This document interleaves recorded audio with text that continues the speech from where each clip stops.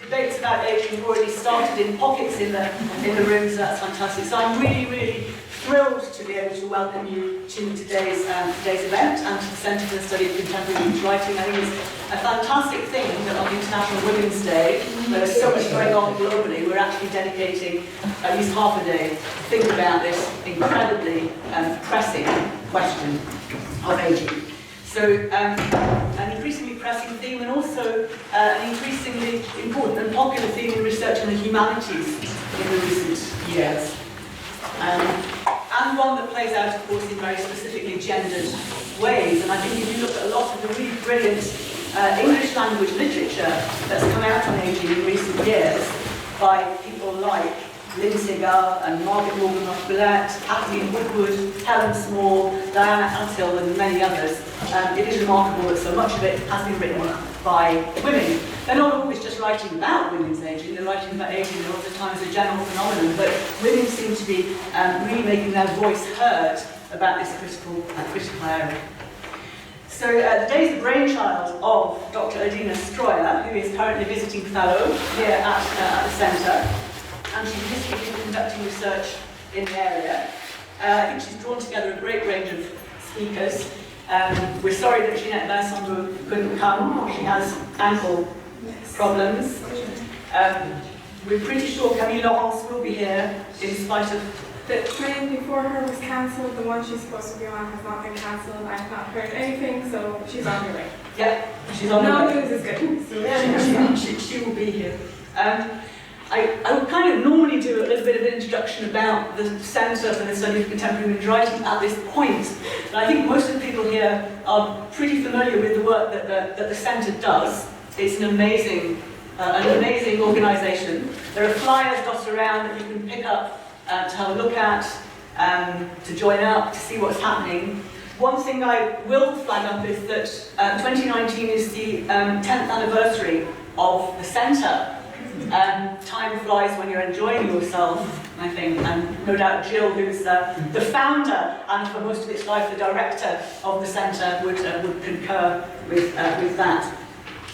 We've got a wonderful array of events coming up throughout the rest of the year, and a brochure is currently being put together about these, so please tune in from time to time and see what's going on, and do join us.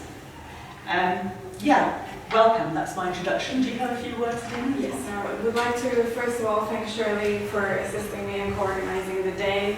It's a real pleasure to be a visiting fellow at the Centre for Contemporary Women's Writing, particularly because it's a place that's been extremely supportive. Jill remembers me since I was a first-year PhD student, coming in religiously to every seminar, and then I gave a talk and organised different conferences here, and then I have the pleasure to be a visiting fellow working on aging, when I myself have aged somehow, grown with the Centre. So I conduct my research here on Amistad and aging, and this was partly inspired by Shirley's work, and also because I did my PhD on narratives of mourning, so it seemed that I will Benjamin Button my way through topics of research, so now I'm working on aging.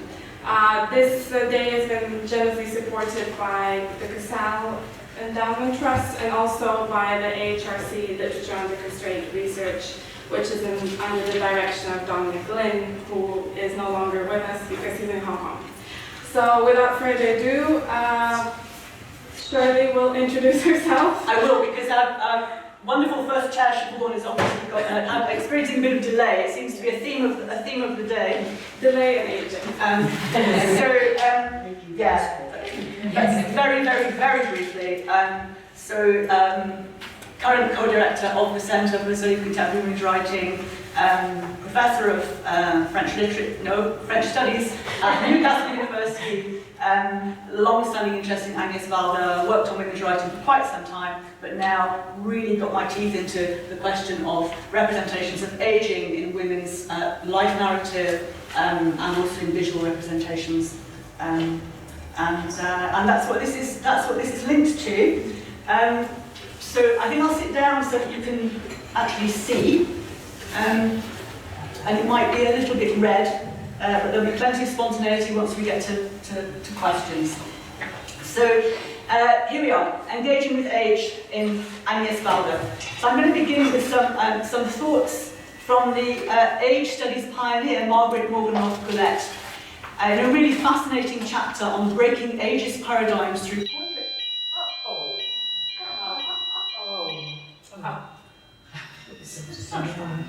Okay, it wouldn't have surprised me, but it's not going to happen.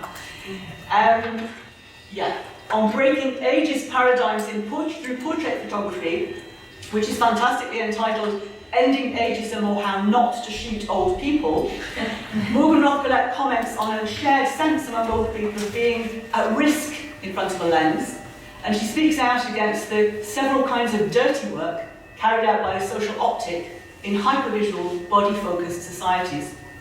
At the same time, with reference to a number of recent experiments of portraiture, in portraiture of aging subjects, she speculates that this might be a propitious time in portraiture of the old.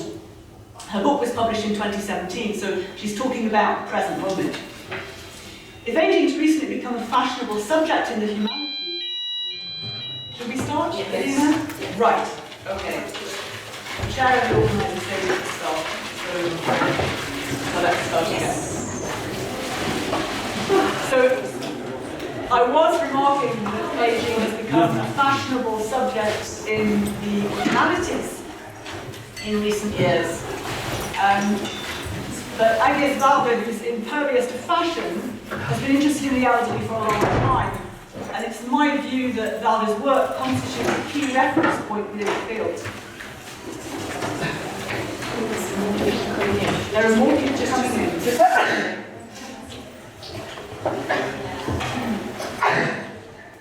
That looks about it to me. Valda, key reference point in the field. So while her original exercise and attentiveness to her own body that many of us will have seen in Les Glaneurs et la Glameuse in 2000, and her meditations on aging in the autobiographical Les Plages d'Agnès in 2008, made when she was 80, have been the subject of some powerful critical attention, and I'm thinking in particular there of analyses by Emma Wilson and Mireille Rosello. There's been no holistic attempt, I think, to assess her original contribution to the growing body of visual work on the elderly. Yet the issues highlighted by recent scholarship. No, I'm sorry, I don't know that. I'm really sorry. The issues highlighted by recent scholarship in cultural and feminist gerontology, that aging is an ontological blind spot, that the old are kept on the periphery of our field of vision, that aging is in excess of what we're willing to imagine, both in general and for ourselves, that it's subject to a special kind of denial, determined by what Catherine Woodward calls, I quote, the youthful structure of the look. That's in a book called Performing Age. And that the old, perhaps especially older women, have no easy place in visual culture and are readily erased. All these ideas, I think, have long informed Valda's work. Interestingly, and not entirely parenthetically, I noted as I was researching this paper that the issue of older women in visual culture is omitted entirely from Routledge's hefty Feminism and Visual Culture reader, which was last republished in 2017, perhaps confirming the idea of a blind spot. I found that quite an interesting omission. Part of Valda's originality is that she engages with aging in many ways, exploring across visual media what it means for others and for herself, how it's feared, and how we might be brought, perhaps not exactly to conceptualize it or to accommodate it, but perhaps to reposition ourselves with regard to it by means of a bold visual language that might arouse, for example, curiosity and empathy. The spur for this paper is the remarkable representation of Valda as aging subject in the documentary film Visage Village of 2017. Those of you who've seen it will know that it involves her teaming up with celebrated French urban artist Gier to embark on a characteristically Valda-esque ethno trip in which the pair stop off to take a look at some of France's overlooked corners and people. Together the two glean evocative fragments of narrative and produce a sequence of the monumental photographic portraits pasted onto a host of unlikely surfaces for which Gier has become famous. In his Wrinkles of the City projects, made in various iconic urban centres from Havana to Shanghai to LA and Berlin, Pierre foregrounds the city's hidden elderly inhabitants, prompting questions about age, the aging process, and how it affects the identity of both people and place. In Visage Village, Valda draws him away from global cities into modest and less ostensibly spectacular contexts whose inhabitants have their own rich story to tell. Characteristically, it's above all these diverse individuals that Valda is keen to portray, and yet increasingly it's the question of her own aging that rises to the surface of the film's consciousness. And I became really interested in watching it and how this process differs from Valda's making of, and I'm quoting Rosello again here, the portrait of the artist as an old lady in some of her earlier works. What's different about Visage Village is my question. How does it contribute to Valda's development of new visual and narrative grammars of old age? That's a quote from Rosello again. And most especially, how does it seek to promote, because my argument is that it does, an ethics of care? Before we get to Visage Village, I've got a couple of stopping off points, and I'm going to try and keep quite brief, but both of them are important indicators of Valda as a forerunner of current work in aging studies. The first is a much earlier experiment contained in a short, rather dreamlike film, an experimental film made in 1984, which is called 7 pièces cuisine salle de bain à saisir. And it's a film that's particularly eloquent on her pronounced interest in the figure of the aging woman. The second stopping off point concerns the ways in which Valda's work is consonant with emphases on the ethics of care that have emerged in feminist theory since the 1990s, and especially over the past 2 decades. So that's an important step in my argument, because I want to argue not only that Valda's portrayal of aging subjects seeks purposefully to promote care, but that this promotion of care is nuanced and intensified in this latest film, as our attention is transferred towards herself as aging subject. So the extraordinary video portrayal of a fourth age nude in Cuisine salle de bain à saisir is really powerful, both for its interrogation of visual politics and its implications for the ethics of care. What strikes me in particular here is not only Valda's concern for the invisibility of a category of people and for how this invisibility might be countered, but the issue of how we as spectators are brought to question our position, especially in terms of potentially aversive responses to aging bodies. Also by the way in which she complicates and challenges, I think, the conventions of the portrait in Western art. So the portrayal I'm talking about, I've just got stills from it, I haven't got a clip, is a somewhat surreal sequence of 4 separate portraits which call upon us to contemplate a female subject who also contemplates herself in the bathroom of what looks like a former hospice. So this is the setting for it. The bathroom's hard surfaces and its implications of institutionalized care are progressively softened by a thick coating of white, downy feathers that fall from on high as we watch, until the sink, the bath, the floors, and the walls are completely coated in them. Before we see the woman herself, we see the formidable trappings of decline, the icons of infirmity in the form here of a metonymic crutch propped against the wall. Valda's exercise in declining age in this film incorporates 4 distinct portraits, or rather, I think, performances of old age, whose power derives from their insistence not only on the visual, but also on the tactile. Each of them lasts only a matter of seconds. In 2 of these, the woman stares at herself in an oval mirror, revealed among the feathers, which is just large enough to offer a reflection of her face. Here, Valda is taking a common trope from Western art, a woman admiring herself in a looking glass while we look on, but she's defamiliarizing it, negating the familiar connection between woman and vanity, and replacing it with a blank or perhaps ontological gaze, while yet insisting that this woman in her 90s is also to be looked at. An insistence that makes us question how we look, and what we look for as we look, what kinds of pleasure or confirmation or reassurance we seek out as we look. The final portrait films the woman as a seated nude, this time with her walking stick foregrounded in the composition. She stares expressionlessly at the camera for some 20 seconds, holding our gaze, and Valda leaves plenty of time for us to focus on her soft, waxy-looking flesh, and the way her flattened breasts meet her distended belly. As the feathers continue to fall, the camera withdraws and the bathroom door closes gently. I think the language of these portraits is deliberately provocative. Even as it reproduces cliches and prescriptive views of deep old age, it asks something more of us. Here, Valda provides a protective environment.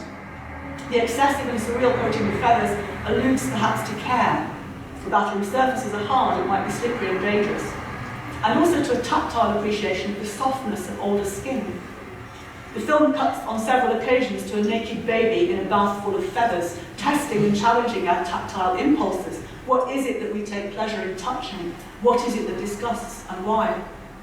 The feathers then maybe allude to the gentleness of touch that might be required, that might be called for by the body before us.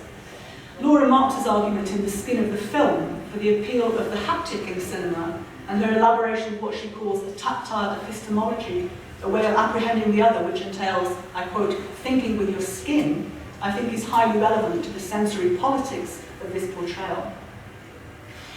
But it's the second portrait in the sequence which is the most remarkable of the four, I think, since it challenges its companions.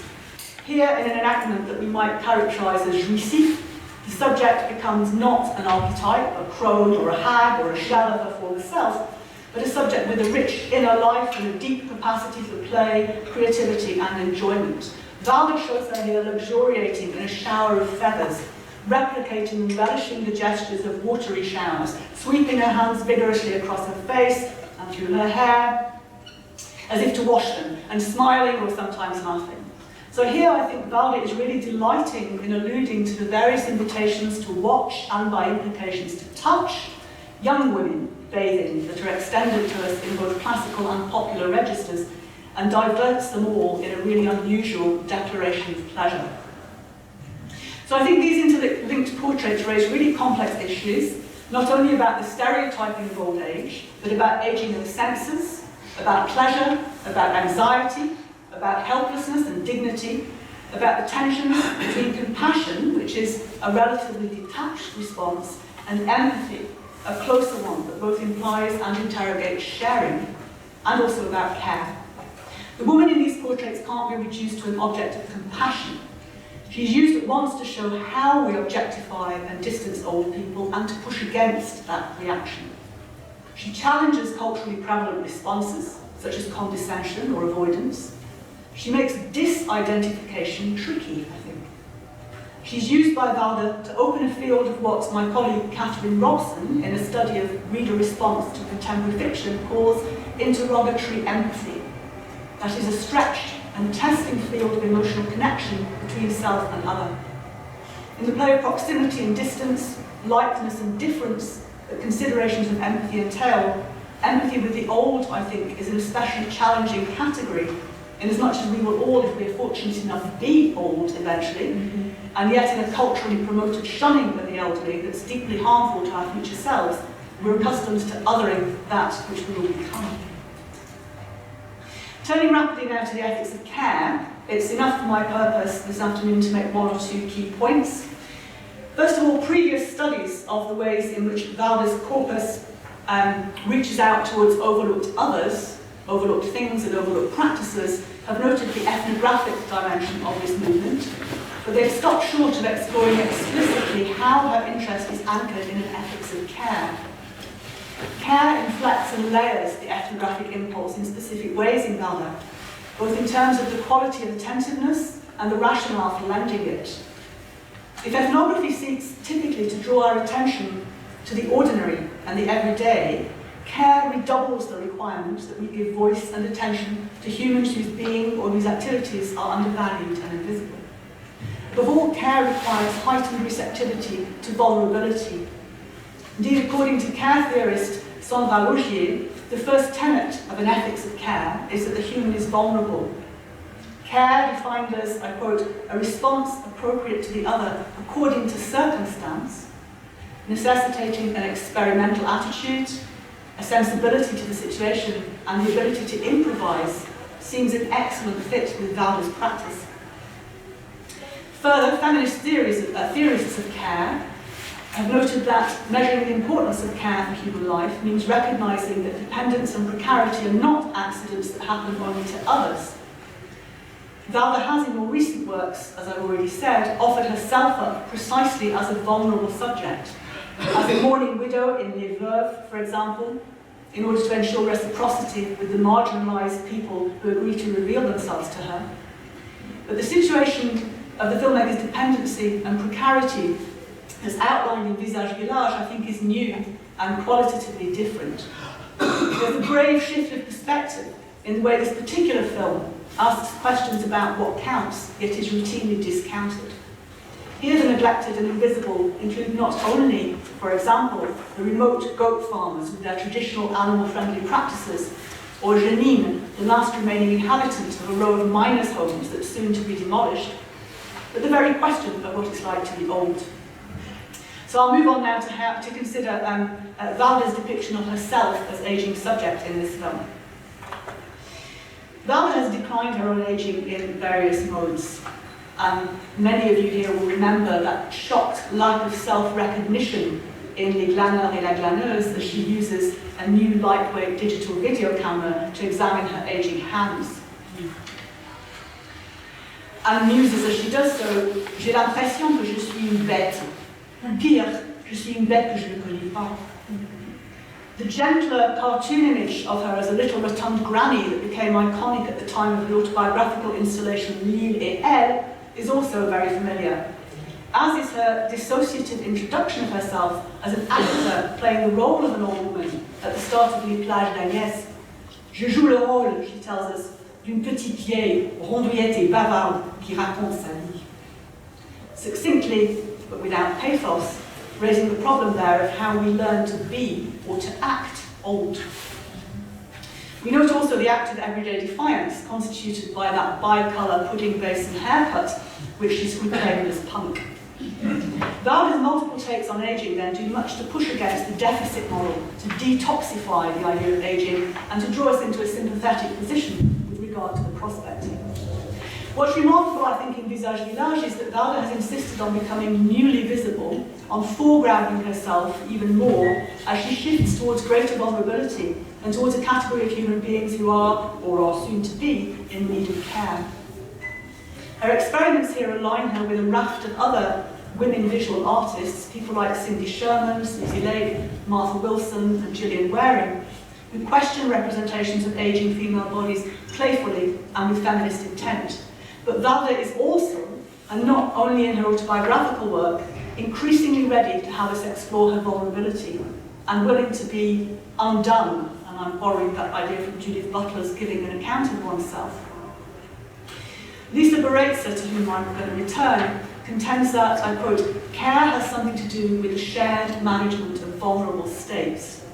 And it's significant that in Visage Village, Valda offers herself up as vulnerable, as to be cared for on account of her advanced years, producing a tension in the film between her undeniable creative force and her lack of independence. So, what precisely is new then about the depiction of Valda's aging in Visage Village? First of all, the foregrounding of her physical age is almost constant, so we can't help but remain alert to it, even before it becomes the topic of conversation between Valda and her co-director and partner in Leaning, Gier. Here, as in Les Glaneurs et la Glaneuse, parts of Valda's body are once again explored with curiosity and in close detail, although this time from the outside and by another person's camera and in another person's original visual idiom. In a wry variant on the trope of the muse, as well as a comment on how the care for elderly bodies is increasingly given over to others, Valda docilely lends her body to Gier in photo shoots which become part of the documentary. Significantly, it's not her hands that are filmed here. Remember, we saw a shot earlier of her hands in Les Glaneurs et la Glaneuse, which demonstrated their strong association with autonomous creativity. That's the shift in Les Glaneurs. She sees her hands as the hands of an aging beast, but then rapidly starts to frame the world through them. So there's this sort of shift. But here we have real signifiers of increasing frailty. So the photographs that are made by Gier are of her feet, she can't get about very easily, and her eyes. Her diminishing mobility is underscored in several moments of the film. For instance, where she can't follow Gier up the steps of a water tower and complains, "J'ai mal aux escaliers." Or when the two go careering through the Louvre, with Gier pushing her in a wheelchair in one of the film's numerous intertextual allusions, this time to Bon à part. Her failing vision is a still more central leitmotif, magnified to enormous proportions, and, oops, that's the wheelchair. And pasted onto a moving vehicle, a railway container. Valda's eyes are placed centrally within the poster image for the film, calling attention to her vision in more ways than one. Here's another reference to increasing dependency. In a compensatory gesture, her eyes are sent on a journey to places she can't go. The health of her eyes is also in question in the film. We've shown the unpleasant process of Valda having an injection into one of them. A brave contextualization of this process with reference to Buñuel's Un chien andalou does little to prevent our shudders. She also gives us a brief, really dispassionately ludic installation that's set up on the steps of the VM, which is used to try to bring us to share, very fleetingly, the blurred and wavering quality of her eyesight. At one point she asks Gier, "Regarde pour moi." Further, her creative visions questioned when she suggests at one moment an inappropriate site for one of Gier's pastings and is gently mocked by Gier and his team. So her less than physical ability and dependency are, I think, underscored as subjects that deserve a place in the film in their own right. And I'm going to show you a little clip now, which is about 3 minutes, so I'm just going to skip forward and I'll get back to my next point. This clip is really revealing of everything I've been saying, I think. Also Valda's failing memory, which I'll talk about in a minute. And finally, of this wonderful intergenerational creative relationship on which the film depends.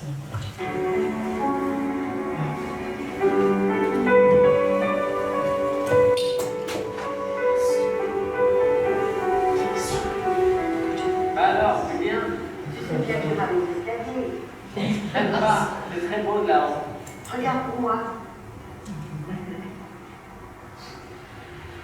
Bon, j'ai fait ma gym pour la semaine, ça va. Bon. Voilà. Vu d'ici, on dit quoi? Ah, c'est bien. Les poissons sont contents maintenant. Ils mènent la vie de château. Tu te souviens, on les a pêchés, ces poissons? Je sais pas. Là ou bas? Un peu plus bas, ton appareil. Non, penche vers le bas. Allez, bien arrêté. Voilà, la tête, très bien. Allez. Bon, magnifique. Je vois pas, il est pas noir. Je peux passer ta main dans le viseur. Et oui, Voilà. Ah, il a un tel élément. Ouais, comme tout à l'heure en compétition. Un peu plus bas. Voilà. Super. Tu le connais? Voilà. Pour le plaisir. Avec un plaisir. Attends, je veux voir l'écriture. Je l'ai quand même. Mais non, c'est joli comme ça. Pose-le, je vais le prendre comme ça, comme il vient. Moi, je trouve ça. Ah, il glisse.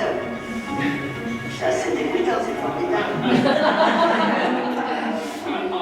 Et là, magnifique. Oh, le cauchemar. Et là, on a enlevé les joues, on a commandé. Il y a les yeux encore.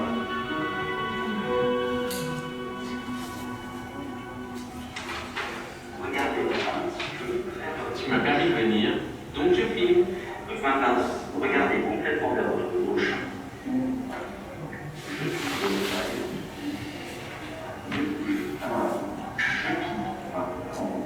Ça va? Sorry. Tu as eu peur? Non, j'ai pas eu peur, mais je vais te dire pourquoi. Je pense tout le temps. Tu sais, c'est une de visuelle. Le chien de Ah oui, avec la grosse table d'oratoire. il y a l'œil, et puis ça fait comme ça.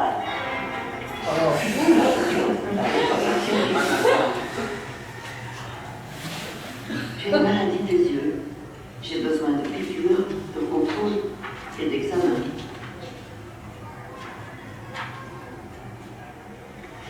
Mais ça consiste en quoi ces examens? Eh bien, regardez les lettres.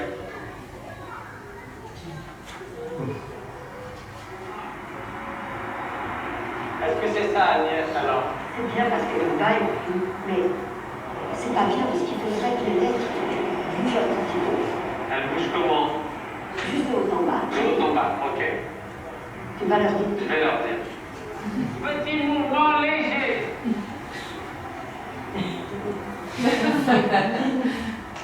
Là, je suis contente, c'est ça que je vois.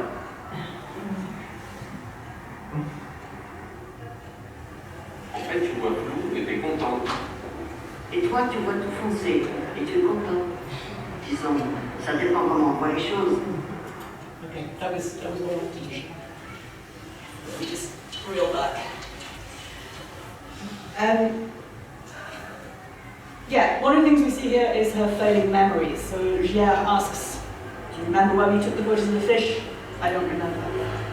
If in Les Plages d'Agnès, memory loss in aging is a theme that's raised through others' experiences of it, in Visage Village it's Valda's memory loss that's captured. She notes, for instance, that her desire to make portraits of people is increasingly connected to her propensity to forget. She says that she wants to prevent their faces from falling into the trou de mémoire. And she's unable to remember, in spite of coaxing, the moment when they took the photographs of some fish in the Rue de Guerre.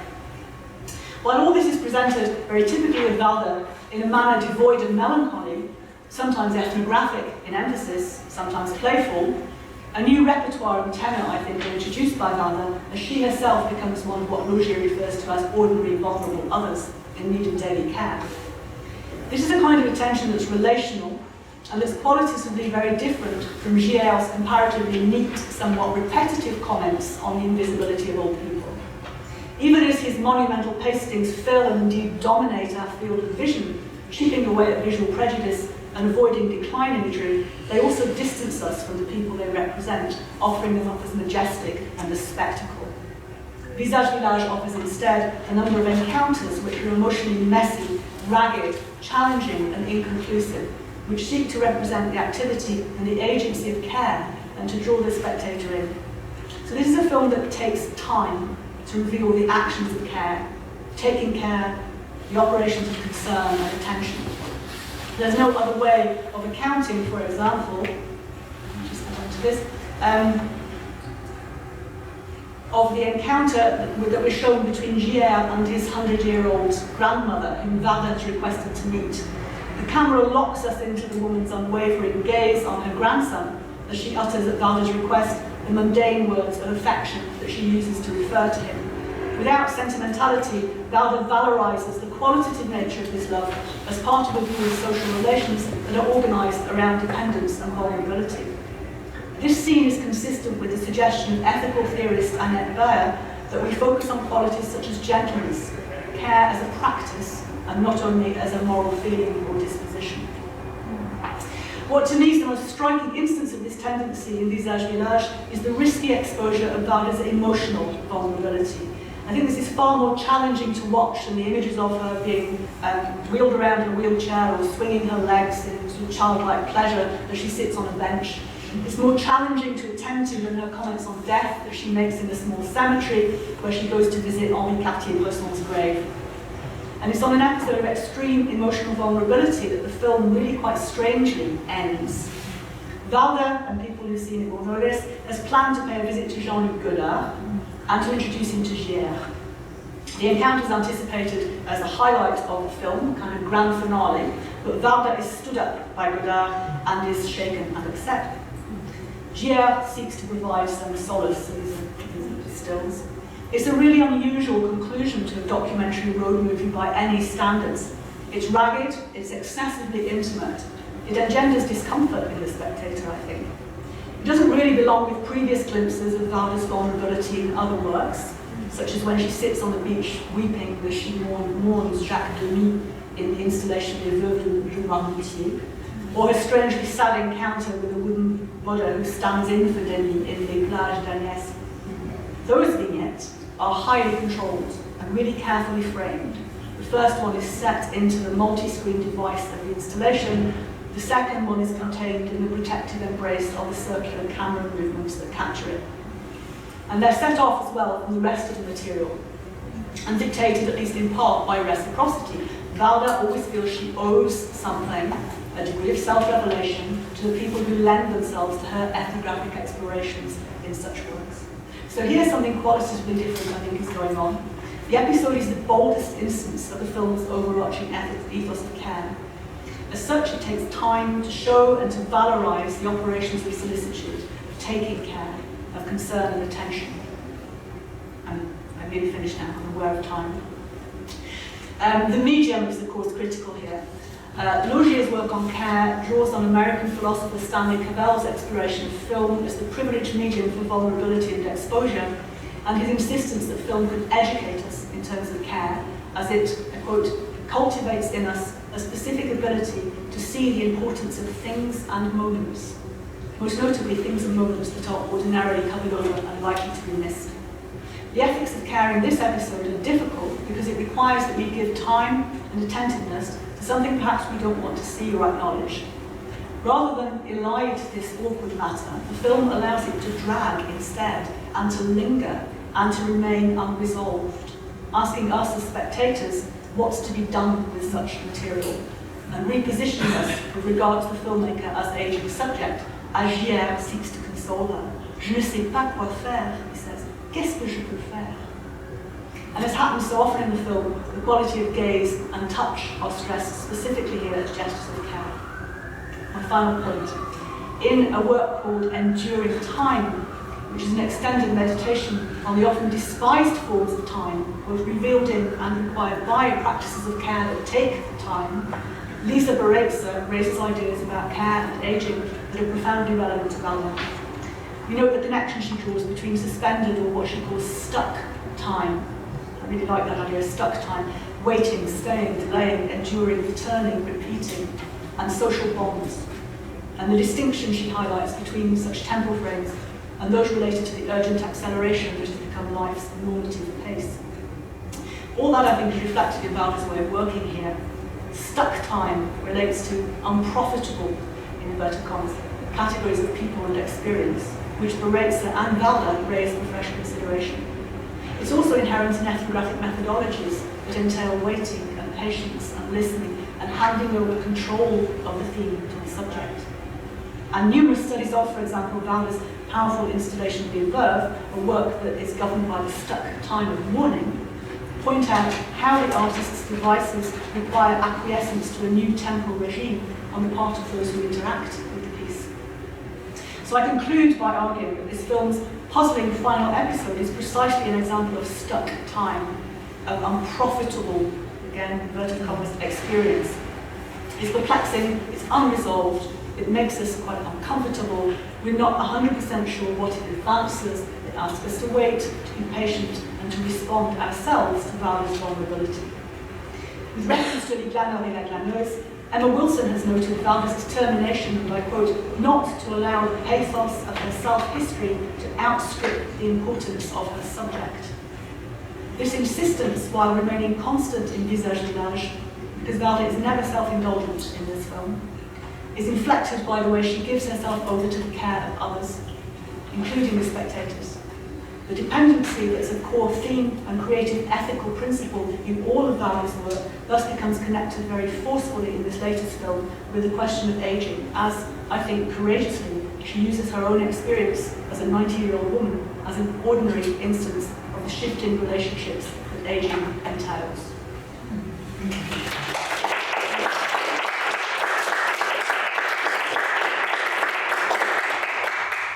Thank you very much for that, Shirley. That was really incredibly rich, and I think we'll have all questions at the end. So I'd just like to introduce Adina Stroia.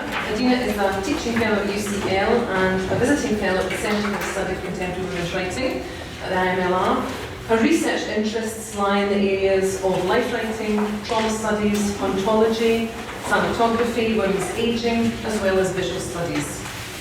She's most recently published an article in Études francophones entitled Reconfigurations of Mourning in Contemporary French Women's Writing, and an interview with Camille Laurens entitled L'écriture depuis soi in Dalhousie French Studies. Her current project at IMLR investigates the ways in which Agnès Varda mobilises the tension between the still and the moving image to represent her own ageing process in her late documentaries. And her paper today is entitled Performative Aging and Agnès Varda's late documentary talks.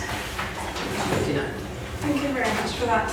So So I would like to start today's talk with a visual introduction to Dada's persona and her work's ethos. I will do so not by showing you an excerpt of any of her films, but for an Instagram video she shot with her filming partner, Gia. So here we have. Regarde, Gilles. Regarde là-haut. Le temps est entre nous. Laisse-moi m'en occuper. Attrape le temps, oui. J'ai attrapé vous. Et voilà, maintenant, allez, salut.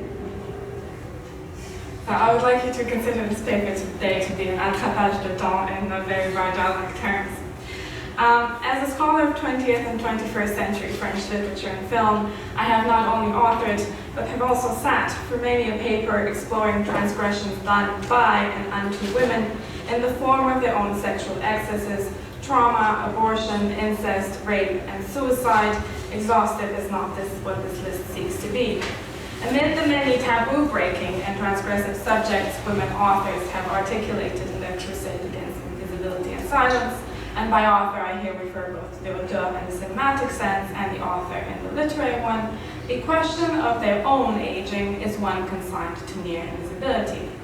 Nary a wrinkle in sight to blemish women's authorship. Despite the prominent place the body has come to occupy in contemporary literature and film, and the subsequent academic response in the form of the right of body studies, the intellectual establishment is guilty of the same sins as mainstream media by its implementation of a sustained politics of visibility with regards to the aging female body. Such disregard is, however, not purely dictated by the patriarchal forces above, but has been implemented to a large extent by feminists themselves, perhaps most notably by theoretical means, given that the feminist chorus has been less vocal than one would expect on the topic of women's aging. This is, of course, slowly changing with the development of age or aging studies, and consensus on the exact nomenclature is yet to be reached, and this is a topic I would love to take up during the roundtable. Feminist voices have been loudest in reclaiming sexual freedom and reproductive rights in their manifold manifestations, but have been far less keen to address bodily agency in relation to aging and its inevitable consequences. Furthermore, to the openness of youth, one to author the pose's infinitude of late age, its horizons seemingly narrow, despite the fact that old age presents itself as a ripe creative and theoretical terrain, as well as one that is temporally extended. As Susan Sontag tells us in an article which is far less celebrated than it should be, The Double Standard of Aging, one of the greatest tragedies of each woman's life is simply getting older. It is certainly the longest tragedy. Bearing in mind this brief excursion into the larger field of aging studies, I would now like to zoom in on the subject of my talk, the highly established and celebrated auteur, Agnès Varda. In exploratory fashion, my paper today raises questions which are the questions of old age in its performative dimension. How are the changes brought on by aging in one's body mirrored in one's work? Does old age herald a new era of creativity? And if so, how does one apprehend the tension between creativity and inevitable corporeal decline? How is the old woman to be seen, and indeed, where? In her seminal essay, Performing Age, Performing Gender, Kathleen Woodward has noted that in our mass-mediated society, age and gender structure each other in a complex set of reverberating feedback loops, conspiring to render the older female body paradoxically both hypervisible and invisible. It would seem that the wish of our visual culture is to erase the older female body from view. The logic of the disappearing female body would seem to be this: first we see it, then we don't. In my own work, I explore the creative visual strategies of representation Agnès Varda employs in her demand for visibility in her late documentary works, in which she appears herself as a subject as compelling as the narrative structure that sustains it. I argue that Varda performs aging as a process, not by staging, but by framing and unframing, stilling and flitting while never fleeing her aging body. You're all aware of Varda's latest documentary, so I'll skip the part where I present those. Just a note, she presented her latest movie at the Berlinale to great critical acclaim, and it's entitled Varda by Agnès. And and for any of you who wish to see it, will be shown on Arte on the 18th of March. I refer to her latest documentaries as acts of filming portraiture or auto documentaries, in which Jardin manifests an insistent self-preoccupation with issues of aging. So I will turn to Verdun's latest documentary, or what was at least before the premiere of Verdun by Agnès, her latest documentary. So as Shirley has said, Visage Village 2016 follows her peregrination through La France Profonde and offers her own thoughts on the process of aging. For this project, Verdun enrolled a visual artist and muralist Gier to complement and further the photographic ambitions of her project. This is also her first co-authored project. I argue, however, that Gier plays a further role. His presence on the screen constitutes an act of playful visual citation, but Verdun hints at her role in legacy in the French cinematic canon. With his dark glasses, from which he's inseparable, a running gag in the film for those of you who've seen it, Gier is a counterpart to Jean de Godard, offering a visual cue to the Nouvelle Vague, a playful and retrospective point d'appui. And so I selected this image because ils sont en train de s'appuyer. So it is a point d'appui when regarding the Nouvelle Vague tradition. However, Verdun's later work is no act of summation, the filmmaker exhibiting resistance to retrospective modes. In the opening of Les Plages d'Agnès, she walks backwards looking at the past. However, this does not constitute a retrospective gesture. And I would like to show you the opening of the Les Plages d'Agnès, should this ever work.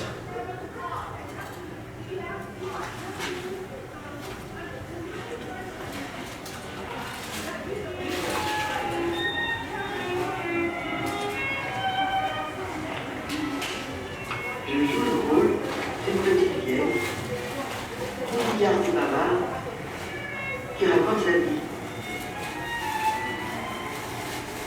Et pourtant, ce sont les autres qui m'intéressent vraiment et que j'aime filmer.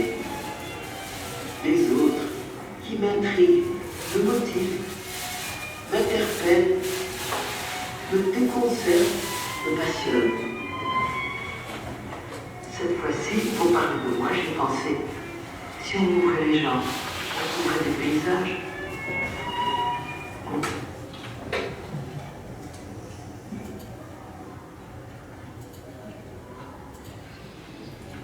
So this is a shift with a slight dolly shot, to which I prefer the more evocative French term travelling, manger travelling in this case, from right to left, and it goes against our habitual Western reading habits. This is a technique she used in Saint-Ouen-Ligua, which has 13 of these. So Verdun is, after all, a cine écrivaine. She instead comes towards us, confronting our expectations and signaling for her movement a different direction to the movie.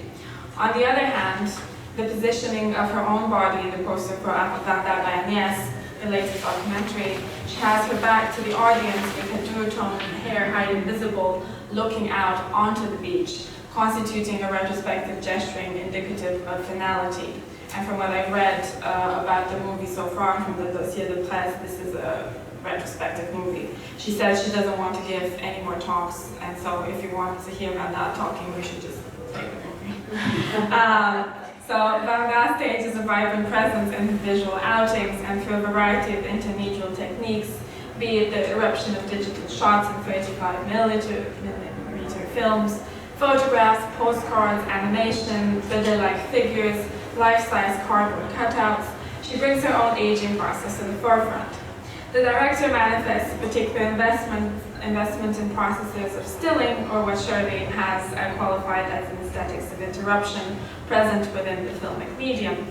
Verdun mobilizes the productive tension between kinetic and static images to engage with and perform her own aging process.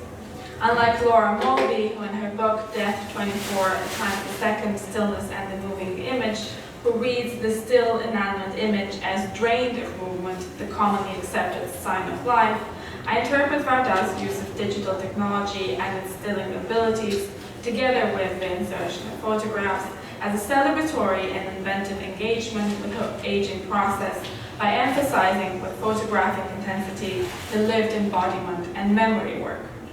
The digital ensures she can still the image in ways which are elusive during cinematic projections, bringing to the fore the visual quality of the filmic medium and not only its narrative potentialities. She thus cites and frames the past as pre-cinematic, when photography was the only visual proof of reality in historical terms, and adds a further layer by thus referencing her own personal history and her training as a photographer. For her intermediate approach, Dada brings into dialogue an array of media, rather than hierarchically or self-containedly submitting one to the other. As Emma Wilson notes on Dada's work, film is cherished as a medium that can hold different moments of being all at once, that can animate and renew the transcription of experience. Dada, however, insists thus on keeping the photograph in a constant kinetic state, but she invites a communal viewing, a sharing of the experience. Dada's aesthetics does not say, I am still, but I am still here. So I interpret stillness chez Dada as a continuous mode of being, of ontological reaffirmation. So whereas in women's writing, the aging body is absent, whether textually or through visual insertions, even glaringly so, and I'm here particularly thinking of Adina's excursions into the photographic realm, Dada brings it to the fore with vigorous insistence. Where others stage absence, Dada presents herself, making herself be seen in the mode of now. She uses the camera as self-reflective prosthesis, as her own mobility and visual acuity are declining. Technological advancements stimulate Dada's self-investigative drive, and rather than present a smoother, unblemished image of herself and the world, the filmmaker closes in. As Martine Bernier remarks, where retouching has become the norm in digital imaging of women in particular, Dada keeps to the initial, ruthless nature of digital photography, its capacity, thanks to the indiscriminate capture of information and detail, to confront us with enhanced representations of our imperfections, to remind us of our finitude. And I would like you to call up the image Shirley showed of her hands in Les Glaneurs et la Glaneuse. By playing with textures, the director imbues her images with a haptic quality. As she sees less, we see more. The increasingly disappearing grain of celluloid, Dada supplants it with the grain of his skin, often in close-up, instilling her documentaries with a tactile immediacy, or to borrow Laura Marx's term, haptic visuality. Dada films herself, and in the case of Visage Village, lets herself be filmed, with a self-awareness heightened by fragmentation. Furthermore, the magnifying process makes it hard to ignore her aging self. By cutting up and blowing up the body to what I suggest are haptic proportions by their very size, Dada escapes the totalizing and easily dismissible cliché of the batty, eccentric old lady. Dada's techniques and her highly recognizable figure have often been referred to in ludic terms. Shirley makes reference to Dada's engagement in acts of creative clowning, and in the June issue of Cahiers du Cinéma, on his cover Dada features, her bodily presence is referred to as une petite silhouette rigolote. This is from the editorial.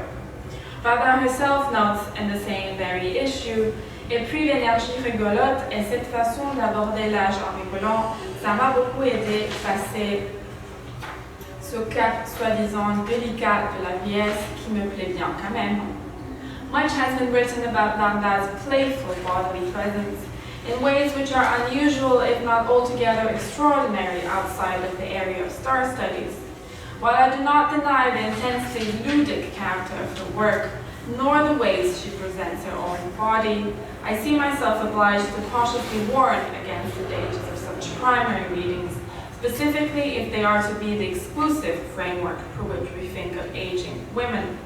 Older women are often cast as grandmothers, cookie old ladies, or even reimagined as pin-ups. We need to be cautious and not add a further layer to the already restrictive cultural narratives of aging. Even though the director embraces these playful notes, Her style is falsely naive, as Brunier warns. Dada's oeuvre is characterized by its deep humanism and its close attachment to characters, a proximity she replicates and magnifies when she herself is the subject of filmic interest. So let me now return to Dada's much talked about close-up of hands. Dada's close-ups of hands are of the denotative order, its meaning existing within the balance of the filmic framing. As such, these images ask us to interact with them at a different level, at the level of tactile engagement. The demands these images make are of the order of the senses, an order which precedes intellectual engagement, thus de-hierarchizing the type of engagement classically and perhaps stereotypically associated with French cinema, especially the tradition Dada comes from. Dada's visual insistence on hands could perhaps be read as a too literal visual cue to the haptic, but I propose that together with images of her face, they speak truth to the realities of the older body in the world, as they are the parts of the body which offer the highest epidermic visibility. The older body is usually fully clothed, not necessarily by considerations of pudeur, but also as an indication of the realities of senescent embodiment. Simply put, the older we get, the colder we are. And secondly, until we get truly cold, but that's a different matter. Secondly, and perhaps most straightforwardly, the hands are also parts of the body she can herself film with ease and thus offer full visibility of. So she has la main qui filme l'autre main, as she says. So Dada engages in the ludique pas de deux, which I've already made the reference to with Gier, entrusting her photographic counterpart to photograph her wrinkled feet and hands and present them to the world in larger-than-life proportions. So I don't have a clip, but I know where it is in the movie, so I'll show you that little bit now.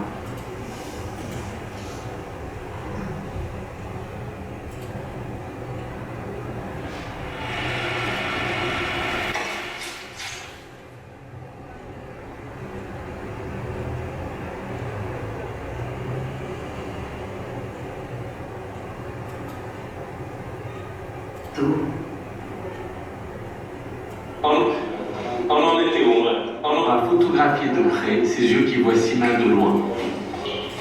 Alors, on en était où, alors moi je pense que ça arrive. Non mais je fais juste comme ça.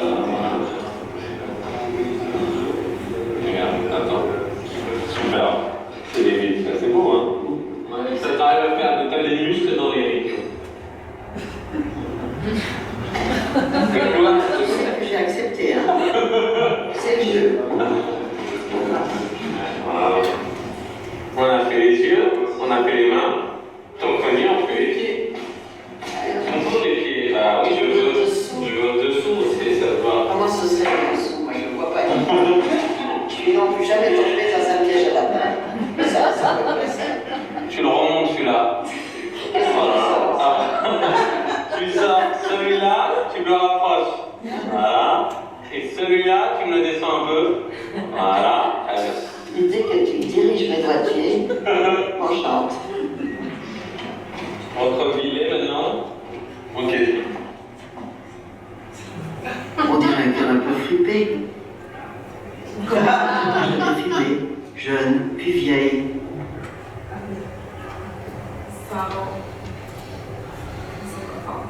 Dada is not made smaller in any way, but magnified, presenting in detail the realities of old age, even if only skin deep at this point in the film. Gier thus avoids the age-regressive tendency of the photographic lens, which is in itself reflective of pervasive societal attitudes. By this I refer to the oft-recurring representation of older people, and especially women, as childlike. So to this effect, I would like to visually quote Richard Avedon's famous portrait of Marguerite Duras, taken when the author was on the cusp of her 80s. The frailty brought on by age is equated, as too often is, to the helplessness of childhood. Playing with her skirt like a little girl, Duras is presented to us as a diminutive figure, barely casting a shadow and wearing shoes that look too big to fill. Dada may often be referred to in ludic terms, but she remains an agent, always engaged and engaging others in her playful modalities. Sorry for the back and forth. Like Dada, Le Glaneur et La Glaneuse, Giam uses digital technology, digitizing and archiving her skin surface, thus extending the Dada archive beyond her own oeuvre and intellectual production, and throwing light onto the ways in which her own body can bring forward her work. As knowledgeable spectators of Dada's work, the feet invariably call to mind the wrinkled potatoes of Le Glaneur et La Glaneuse, and you all gasped in recognition. She completes the act of citation by calling up to screen this very still. For citational acts, Dada stages her own retrospective before our own eyes. Photography is again mobilized, rendered mobile, for as Gia tells us, his motivation is for parts of her to go where she can no longer go. I didn't include the clip, but he has these clips on Instagram where he's made these cardboard cutouts of Dada, and he's put her on a bike and he's strolling around with her in New York. And there's another one where the cardboard cutout is hung by a lot of balloons, and so it's lifted in the air in New York where he had an exhibition. So, as Benet notes in her seminal study, Cinema and Sensation, the close-up also ruptures the body of the lessee and brings the narrative flow to a halt, almost like a still picture. Combined with the effect of isolation or abstraction and the impact of scale afforded by the cinema screen, this endows it with a force of interpolation. The close-up insists, calls on, and directs the attention of the viewer. As such, if forcibly, brings the eye where it would not normally look. But whereas Benet further in her reading sees the close-up as disubjectifying and objectifying the body, the extreme close-ups bring us beyond the point of recognition when the body becomes matter and falls into the realm of the unnameable. I read this morcellement du corps in positive terms as subjectifying the invisible body of the older woman for its haptic insistence on the surface in a plea for recognition. The insistence on the haptic is furthermore consonant with Dada's documentary practices, with its interplay of self and community. As Jade Grosser so helpfully suggests, skin is at once the site of boundedness and a site of social connection, the space precisely of being alone and being with others. I recently attended a masterclass with Dada at the Cinémathèque Française as part of a comprehensive retrospective of her works. So after Dada finished making one of her points on aging, because you can imagine all of the questions that were posed to her were on aging, a woman for the upper ranks yelled out in a respectful and admiring tone, "Vous êtes jeune, Madame Dada, vous êtes jeune." Someone, I thought, had clearly missed the point. To call a recently anointed nonagenarian young is blatantly false, and to my sensitivities rather insulting. Yet this incident, perhaps more than what Dada herself had to say during the masterclass, resonated in my mind for quite some time after. Unbeknownst to her, for this remark, a well-intended compliment no doubt, the woman became a mouthpiece for our contemporary culture, for it betrayed a stubbornly persistent attitude of overvalorization of youth. As Woodward has astutely noted, age is a subtle continuum, but we organize this continuum into polar opposites. But if the young are to stay forever young, and the old are now young as well, suffice it to say, youth would be wasted on more than the young. Dada is willing to engage with the negative effects of aging, and does so in, again, a ludic manner, but a playful way which does not make light fun of a situation, but seeks to render it more explicit, such as we saw in the bit on the steps of the bayonet. In simplified and illustrative ways, in which one will show a child how the world works, Dada exemplifies how old age works. It is thus for a reversal that the child becomes spectator. As Vivian Sobchak notes, more than any other medium of human communication, The moving picture makes itself sensuously and sensibly manifest as the expression of experience by experience. As spectators, we see Van Damme seeing, we see with Van Damme. Our gaze no longer rests on films by Van Damme, but on a Van Damme film, where author, voiceover narrator, actor, and subject confound each other in the notable and noticeable presence of the filmmaker himself. Van Damme has countered expected narratives of aging and has made herself highly visible in her later years, on and off the screen. By way of conclusion, I would like to leave you with some of Van Damme's own parting words, accepted from an interview she gave to the Hollywood Reporter a couple of months ago, wherein she declared she will no longer do any interviews. The aging process, I enjoy it a lot. I love what happens to things aging and to people aging, and I love the wrinkles, the hands, I love all of that. I'm really interested in what can happen to a hand. It can be a lovely landscape. So I have a good time aging, and I love to see things getting to be naturally vaguely destroyed. One of my art pieces is Patatutopia. It is a triptych of heart-shaped potatoes. I kept the potatoes and checked on them to see how they were aging. And aging potatoes are really beautiful. So you have to feel that way. Don't suffer. Be like a potato.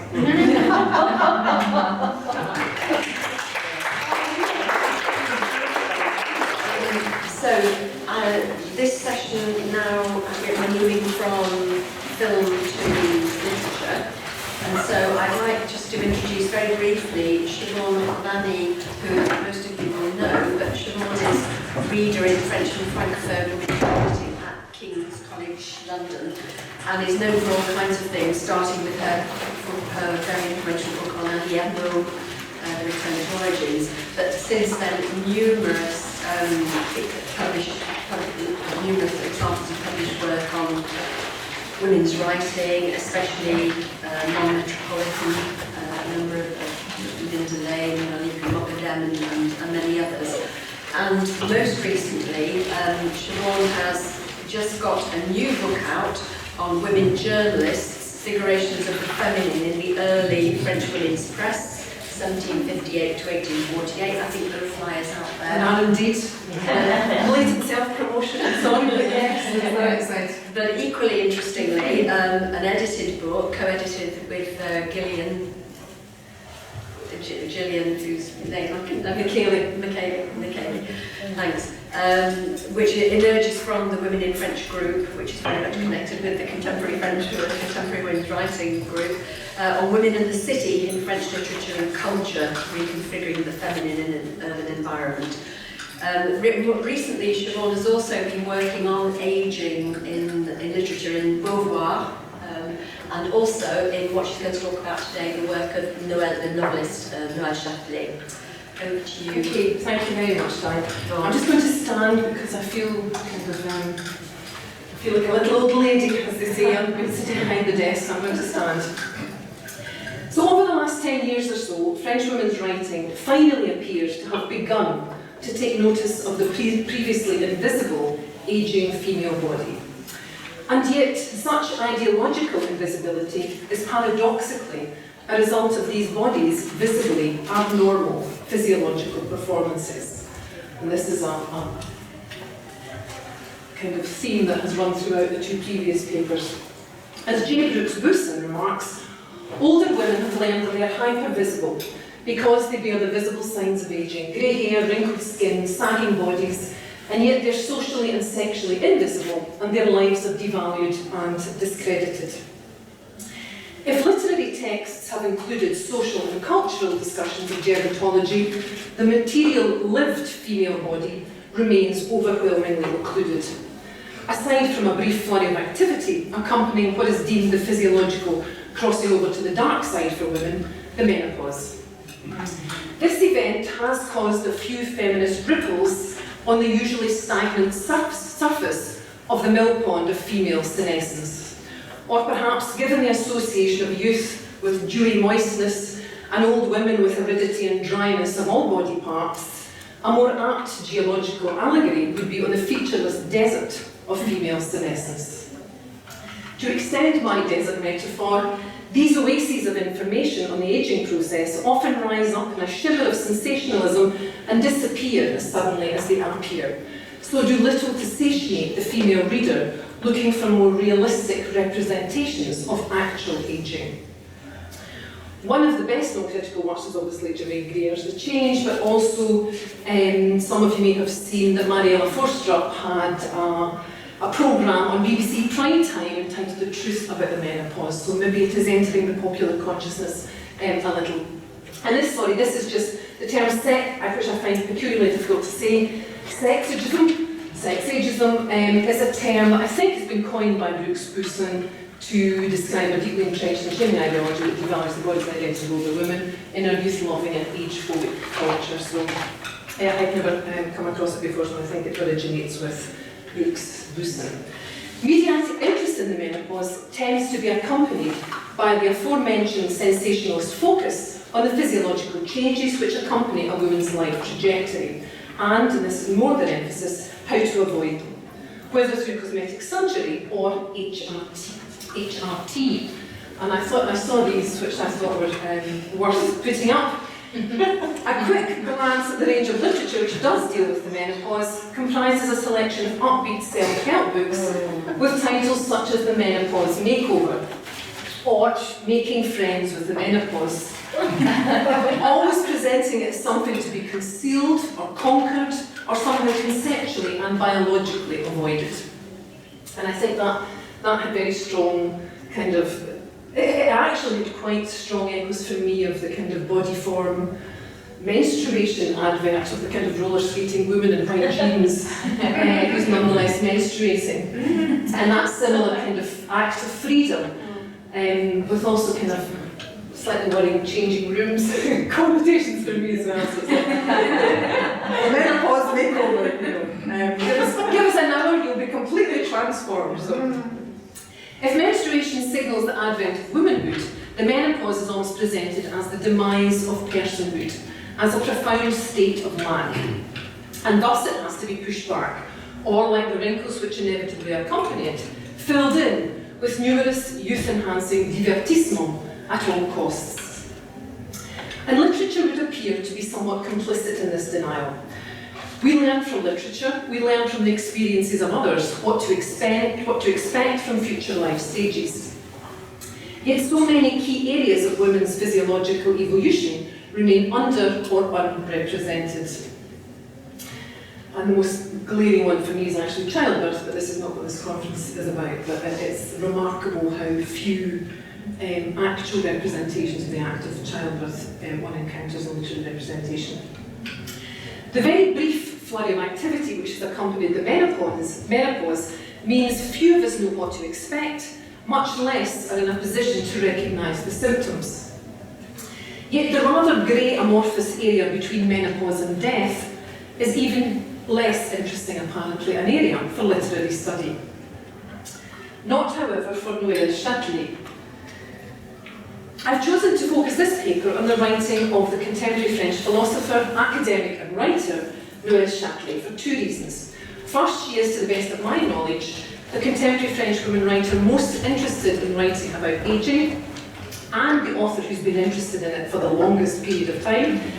Second, she also writes about it from an overwhelmingly positive, or perhaps, I think what's more accurate, non-sensationalist, neutral perspective.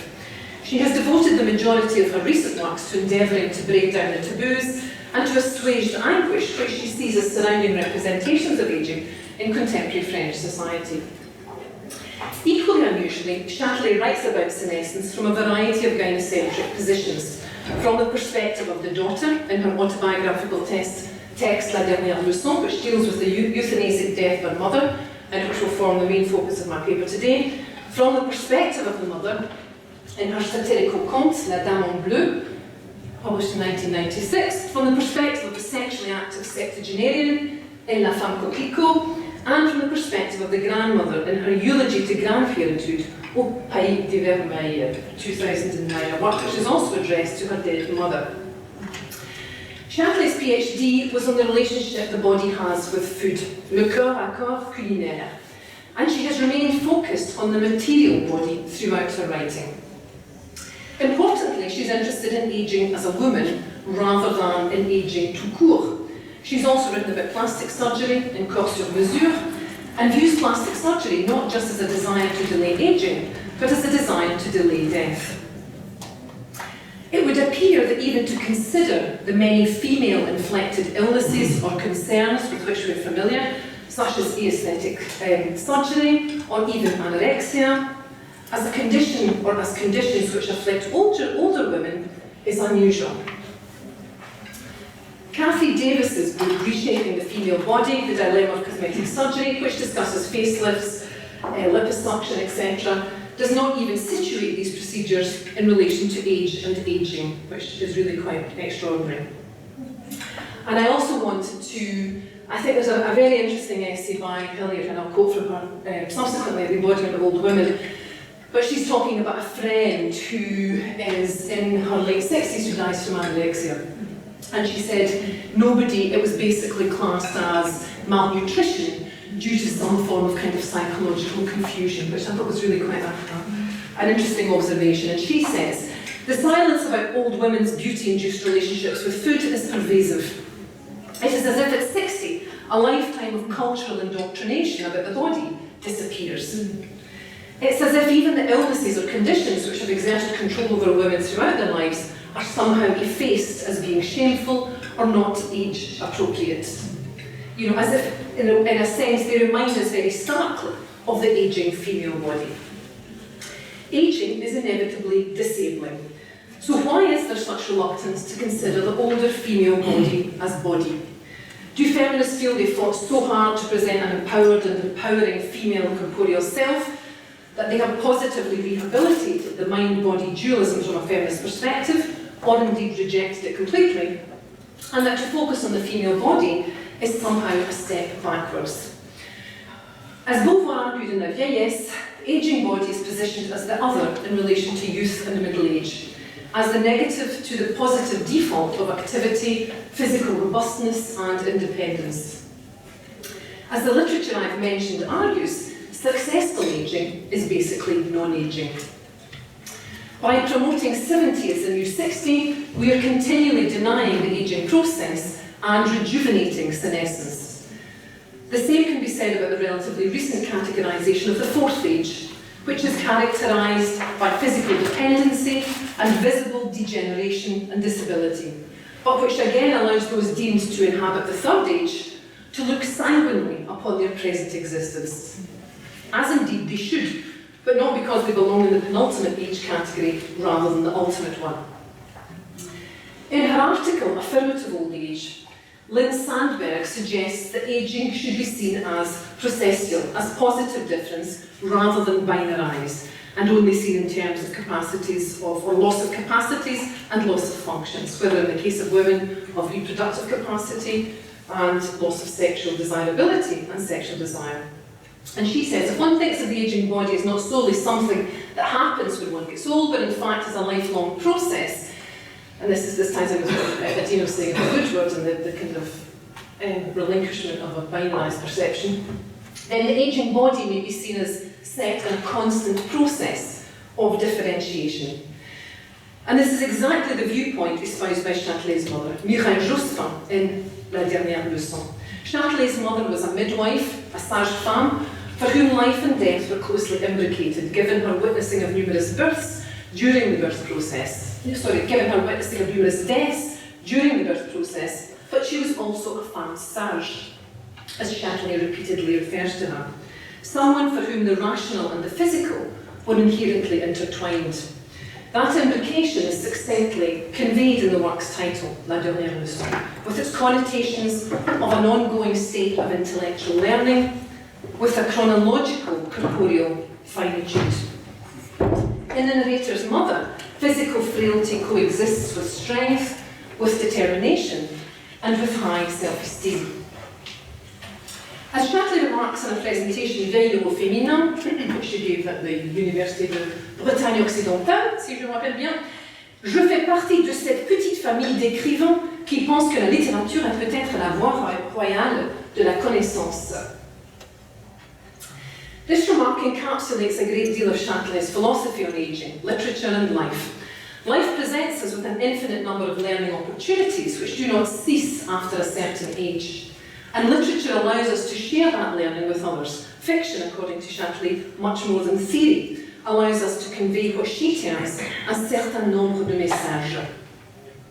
The Old Women in Shirley's writing, which deals with old age, with her 17-year-old Marthe, la femme coquelicot, who discovers the joys of sex with an octogenarian, Solange, la dame bleue, who changes her frenetic professional life to embrace time slowing down and to inhabit the present moment, which in some ways made me think a little bit about Shirley's stuck time, but with its kind of almost Leclercian, you know, il faut vivre dans le présent, il faut vivre maintenant, you know, that sense of slowing down. And then also the narrator in Pain de Vermain, who discovers the joys of grandmotherhood. All these women are profoundly joyous, open to new experiences, and again, to kind of take up the Varda echoes, have a playfulness, a drive for experimentation, a passion for learning, which run counter to society's general characterisation of ageing and the aged as decay, closure and passivity. That openness, as I have remarked elsewhere, is highlighted by Shirley's vocabulary of discovery, ludic experimentation and learning. And it's no coincidence that our favourite writers of the 18th century, philosophers come authors, whose fictional contes also convey moral or existential lessons of how to live and are about enlightenment discoveries. The lesson her mother teaches her in La Dernière Leçon is about l'apprivoisement de la mort. That death is no natural death, but a euthanasic death. And one the narrator's mother, through a variety of life lessons, teaches her to accept over the 3 months leading up to it. She makes the decision to take control of her own death on her 92nd birthday, or what she terms l'interruption volontaire de vieillesse, IVV. It's also worth remarking that Châtelet's mother, Mireille Jospin, founded the Association pour le droit de mourir dans la dignité, along with her father. Châtelet is interested in the ageing female body, but not as a site of antagonisms, not as a battleground where women seek to defeat the shame of ageing, but as a site which mediates generationally between different stages of female metamorphosis, whether puberty, motherhood, the menopause, or grandmotherhood. Châtelet is less interested in the ageing body as the aesthetic object than its physiological entity, one which gradually degenerates, slows down and becomes more frail. Sorry, was that why I jumped the gun? But oui, voilà. Okay, and she says, and she's addressing her mother in La Dernière Leçon, so the mother is kind of textual interlocutor. Ta fatigue me déchirait, me rendait malade encore une fois. J'aurais voulu redresser ton dos, remplumer tes bras, revigorer tes jambes, te redessiner, t'arracher à la gante qui défigurait ce corps, autrefois si droit, si plein, si alerte, si fondamentalement vivant. The pull of gravity on breasts and buttocks, the thinning bones and the loose skin, this is what constitutes her mother's ageing body. As Susan Wendell observes, unless we die suddenly, most of us will live part of our lives with bodies that hurt, that move with difficulty or not at all, that deprive us of activities we once took for granted. It is this stage which Châtelet relates in La Dernière Leçon, the stage where our body is in decline, where mobility and respiration become compromised. It's as if, in society's view, there is no middle road to old age, whereby it happens gradually and relatively untraumatically. Yet this is not the case. As a member of the medical profession, the narrator's mother notes the slightest physical change. À chacune de leurs petites trahisons, tu prenais note. Tu tenais à jour la liste des dégradations grandissantes. It is these small bodily changes which women who have been attuned to their bodies, their entire existence, recognise. Women who, as the menopause approaches, notice changes in body temperature, or sleeplessness, or loss of hair, or increased hair in places it didn't used to be. Most women are remarkably adept at tracing every contour line or change in direction of their corporeal maps. And yet women over 50, who are ageing naturally, in inverted commas, are unable to discuss the fact in public. And I really like this kind of quotation again from Hilliard, where she says, so a woman not yet disabled, but interested in discussing how her body has changed, perhaps how her joints are stiff in the morning, or her gait uncertain on decorative brick pathways, instead of thinking how she integrates these realizations into her life, must consider whether she will be seen as too frail to participate in other aspects of her busy life, or too slow to accomplish whatever it is she's expected to do. So these, for me that really hit a chord, that in some ways these kind of small changes that we have been so used to, I think particularly as women with menstruation and periods, and is it coming, is it not, we read our bodies on a monthly basis, we know our bodies, I think most of us know our bodies extremely well, and we're therefore, we're attuned to these changes, but nonetheless, I think we're so busy in a way kind of disguising them or playing them down that we are not necessarily learning how to accommodate them productively. It's also worth emphasising that as a member of the medical profession, Mireille Jospin's medical knowledge allows her to choose when to leave, as Shirley puts it. She knows, and this is quite interesting, given her corps à corps culinaire and her interest in food and nutrition, Shirley keeps talking about la recette, which her mother knew to make in order to end her days. So her mother knows what recipe to follow in order to bring about her death. So I just want to say a couple of words about some of the terminology which Shirley uses, and I'll switch back to the other slide. She uses the term gigogne in her work, which is a kind of, I thought nested was almost the best way of describing that. If it's a poupée gigogne in a kind of Russian doll, or a lait gigogne, you've got a sense of kind of, a truckle bed almost, a bed underneath the other. So I was trying to think of, she describes the mother-daughter relationship as a kind of rapport gigogne, I suppose, in that way. The other terminology she uses to describe the mother-daughter relationship are enchevêtrement, so that sense of kind of entanglement or fusion, or l'emboîtement mère-fille, this kind of sense of interlocking. And it is that mother-daughter symbiosis, I think, which also helps give her comfort. So this sense, once again, of intergenerational continuity that we've had previously. So this motif of the mother and daughter kind of nurturing each other in a sort of reciprocal manner. Her ageing mother's laughter acts as a comfort or a comforter. This is me popping back to the next page. And the laughter helps the narrator cope with her mother's impending death. She says, pourtant, c'est encore de toi que venait toute la force de ce rire salvateur que je t'étais avidement. So that kind of use of nourishing. This is not to say that she fails to acknowledge her solitude after the death of her mother, but that her sense of feminocentric intergenerational continuity, the emphasis on the ongoing processual, serves to mitigate some of the most painful effects.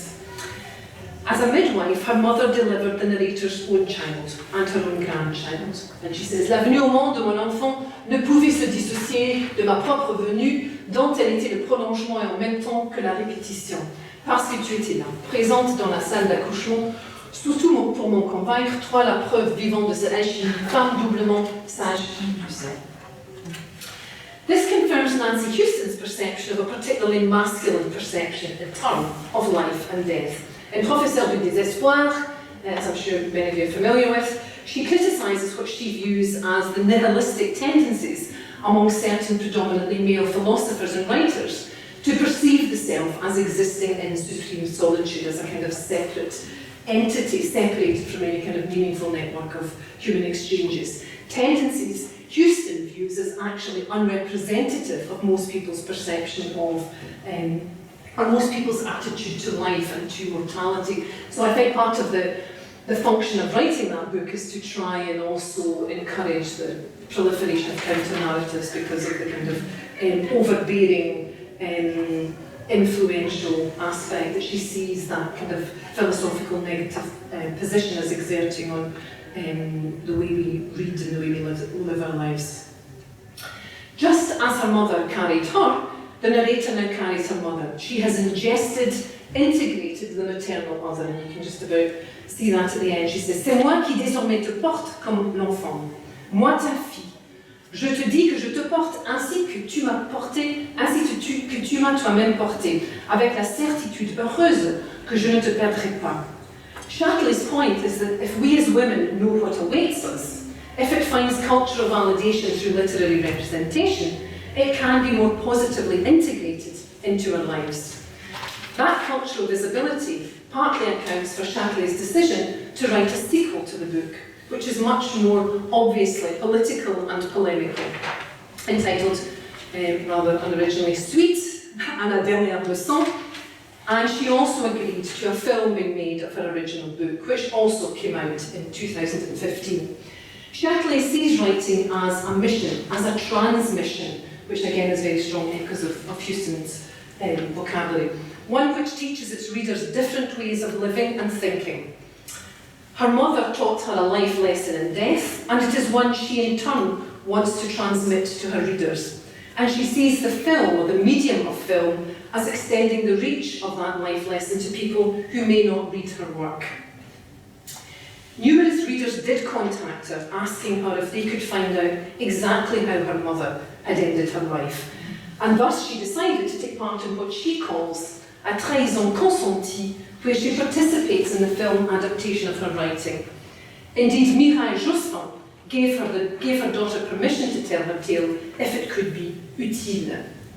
And I've got a poster of this sort of power, the sense of kind of carrying that I've just mentioned. And again, to come back to Varda, I think really watching the film, it was incredibly, it was the visual degeneration of the body, which when you're reading about it, you can kind of sort of skip over, but it really was very moving and very powerful in the cinematic adaptation. Shirley repeatedly uses pedagogic vocabulary when relating her mother's role in teaching her to accept her departure. The work comprises, so this is La Dernière Leçon, comprises multiple references to an allegorical cahier, and the narrator's gradual reading, digesting, and acceptance of the inevitable. And so this is a quotation where she says, La page charnière du cahier à ton nom écrit en lettres noires venait-elle de tourner du bon côté? She also uses the term travail or labour, appropriately enough for a midwife, just as she uses the term delivery from life. Le travail sur la mort, sur ta mort, tu en étais le meilleur orfèvre. J'étais ton apprenti inquiète et disciplinée. There's also, of course, the connotation of a travail de deuil, as her mother passes on objects or meaningful artifacts to her, but does so when she's still alive, thereby providing her with material memories of their relationship. Her mother is also surrounded with flowers before her death, because again, she wants to make the most of them. She says there's no point in people sending me flowers when I'm not there to appreciate them, so she gets them sent before she dies. And she also sends her own faire-part announcements of her death. So I just want to end, and I'll come back to that quotation, but if I could my helpful technical assistant. Yes. I just want to end with a very brief scene. There's been a film made about Mireille Jospin called Mireille Jospin, Une femme en marche. And I just think this is a really terrific couple of minutes at the end of the film where she's in her car, which for Mireille Jospin symbolises autonomy, mobility, and there's a wonderful kind of chit-chat between mother and daughter, but at the same time I think the kind of formidable aspect of how it comes through. Et souvent j'allais au théâtre de la Triennale, hein, mais j'ai été une fois dans une boîte quand même, avec mon amie Lucia et puis Madame Suisse. Dans une boîte Oui, j'étais sage-femme. Ouais. Et puis on a dansé comme ça. Ça m'a fait une drôle d'impression parce que d'abord moi je n'aime pas danser avec des gens que je ne connais pas. Et là, il y avait des types plutôt curieux, hein, surtout au Pigalle. Qu'est-ce qui se passe? Théâtre des nouveautés. Ah, c'est la sortie d'un théâtre. Ouais. Non, c'est au Max Linder. Non, c'est au Max Linder. C'est une salle de cinéma qui a été refaite d'ailleurs, qui est superbe. Je me souviens quand on traversait Paris et qu'on était petits dans la voiture, vous nous demandiez si on préférait voir les quais ou la Tour Eiffel. Il fallait choisir entre les deux. Même s'il faut faire des kilomètres en plus, je pars. Puis je m'arrête un peu là. Mais c'est pas facile de s'arrêter en ce soir, je crois. Et puis il n'y a pas forcément belle ce soir. C'est magnifique. Vous pouvez prendre. On arrête là-dessus, Mireille, j'espère. Ouais, mais je n'ai pas fini, moi. Merci.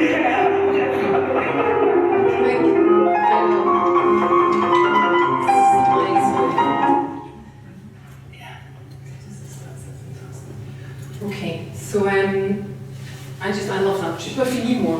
It's like, so if ever in some ways there was evidence of what Sandberg calls affirmative aging, bearing in mind our affirmative old age, this is it.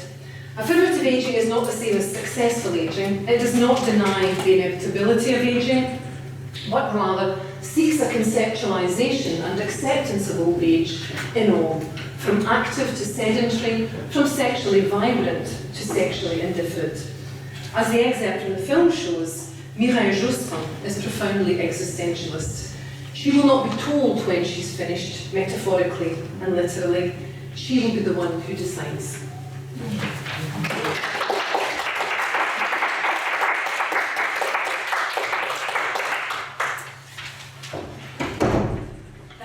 Okay, great. So I think we'll have both papers and then questions at the end. So on to Adrienne.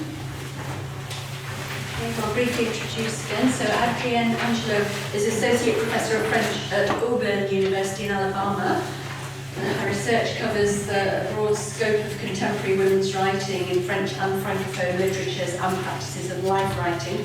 She's particularly interested in questions of narrative voice and narratives of trauma and illness and the family memoir. Most recently, she's published on Catherine Breillat, filmmaker, Du féminin au récit de soi, an article in Intercambio, Revue d'études françaises. And she's just completing a book project, tentatively entitled Everyday Horror, Francophone Women Writers' Life Writing and the Félilaire. So, over to you, Adrienne. Thank you. And so just to begin, the two writers that I'm dealing with today do not talk about, or rather I should say, senescence and old age that we've been talking about in the previous presentations do not play a central role in here. It's more the metaphor and the experience of, well, the metaphor of age and maybe the experience of middle age. And my paper will actually, at first glance, not be a very optimistic one, but I'm hoping that we'll read in these two writers both an attempt to heal and also a point of resistance to the stereotypes of the aging woman. So given the number of coming of older age narratives that have been published in recent years, as well as emerging feminist scholarship into this topic, aging may no longer remain the shameful secret that Beauvoir declared in the opening pages of La Vieillesse. However, the double standard of aging and the double marginalization of women because of their gender and their age, of which Sontag wrote, doggedly persists. You may recall the rather inflammatory remarks of author Yann Moix, which caused a Twitter storm following his interview in Marie Claire magazine in January, in which he declared, quote, à 50 ans, je suis incapable d'aimer une femme de 50 ans. Je trouve ça trop vieux. Elles sont invisibles. Je préfère le corps des femmes jeunes. C'est tout. Moix's comments woefully reduce women's personhood to their bodies, at the same time that they disavow the very existence or visibility of the older woman.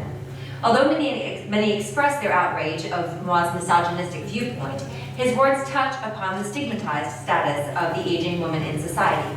La vieillesse des femmes reste, writes Mona Chollet, laide, honteuse, menaçante, diabolique. An idea echoed by Lynn Segal, who notes that, quote, fear or denial of aging is ubiquitous, but especially and overridingly fear of the aging female, end quote.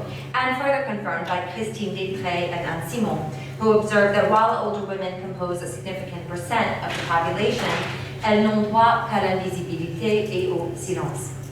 As contemporary literary examples demonstrate, women writers challenge such erasure by giving voice to the experience of growing older.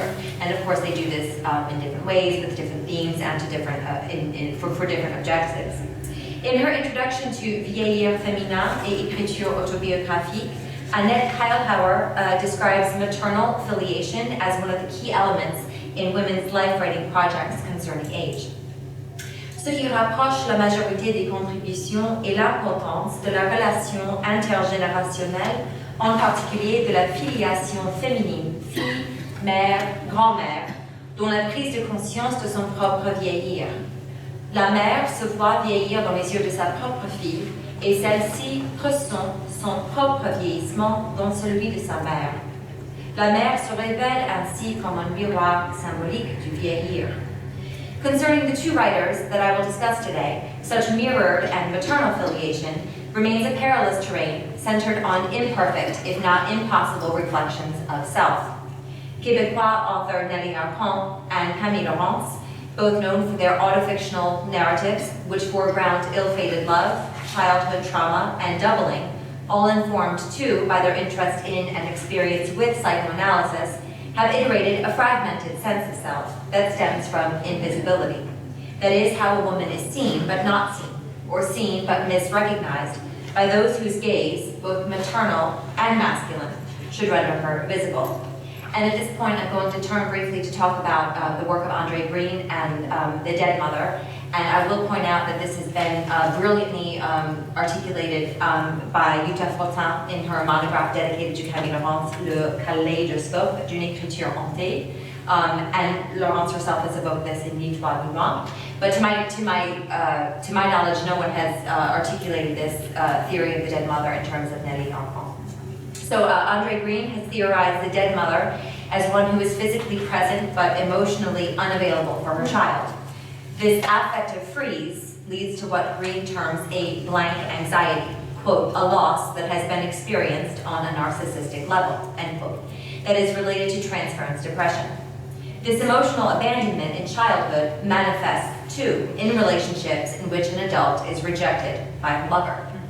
Today, therefore, I will focus on the ways in which a child's invisibility is similarly transferred or recast in narratives of aging, which address the two taboos identified by Annette Keilhauer as the aging female body, as we shall see in Arpon, and the older woman, younger man romance in Laurens's text, Celle que vous croyez.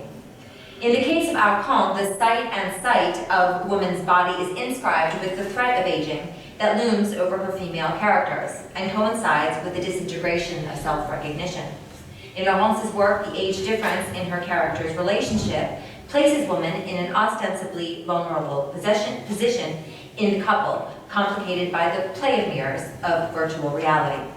Both writers therefore speak for and from the position of an alienated and alienating woman to suggest the constraints of growing older from a woman's perspective while addressing their personal wounds tied to invisibility.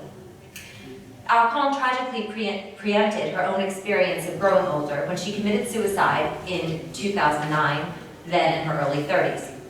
Aging, therefore, cannot be articulated as an actual lived experience, but instead as one that is imagined and feared.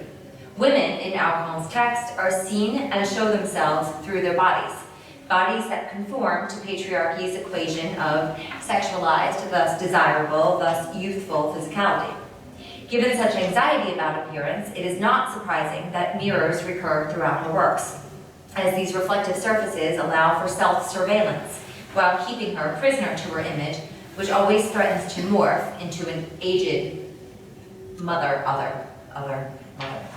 In addition to the anorexic body, a symptomatic denial of adulthood, the surgically modified and controlled body that her protagonists inhabit is the cage, or burqa de chair, that imprisons women.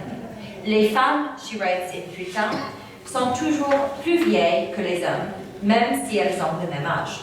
A comment which voices the double standard of aging as it applies to women. Nonetheless, maintaining a youthful appearance is articulated as a form of superiority over other women, rivals who vie for the attention of their lovers or clients, as seen in Putain, Folle, and À ciel ouvert. and as a way to distinguish herself, and in her father's eyes, from the aging and undesirable mother figure, in Putain and L'Enfant dans le Miroir.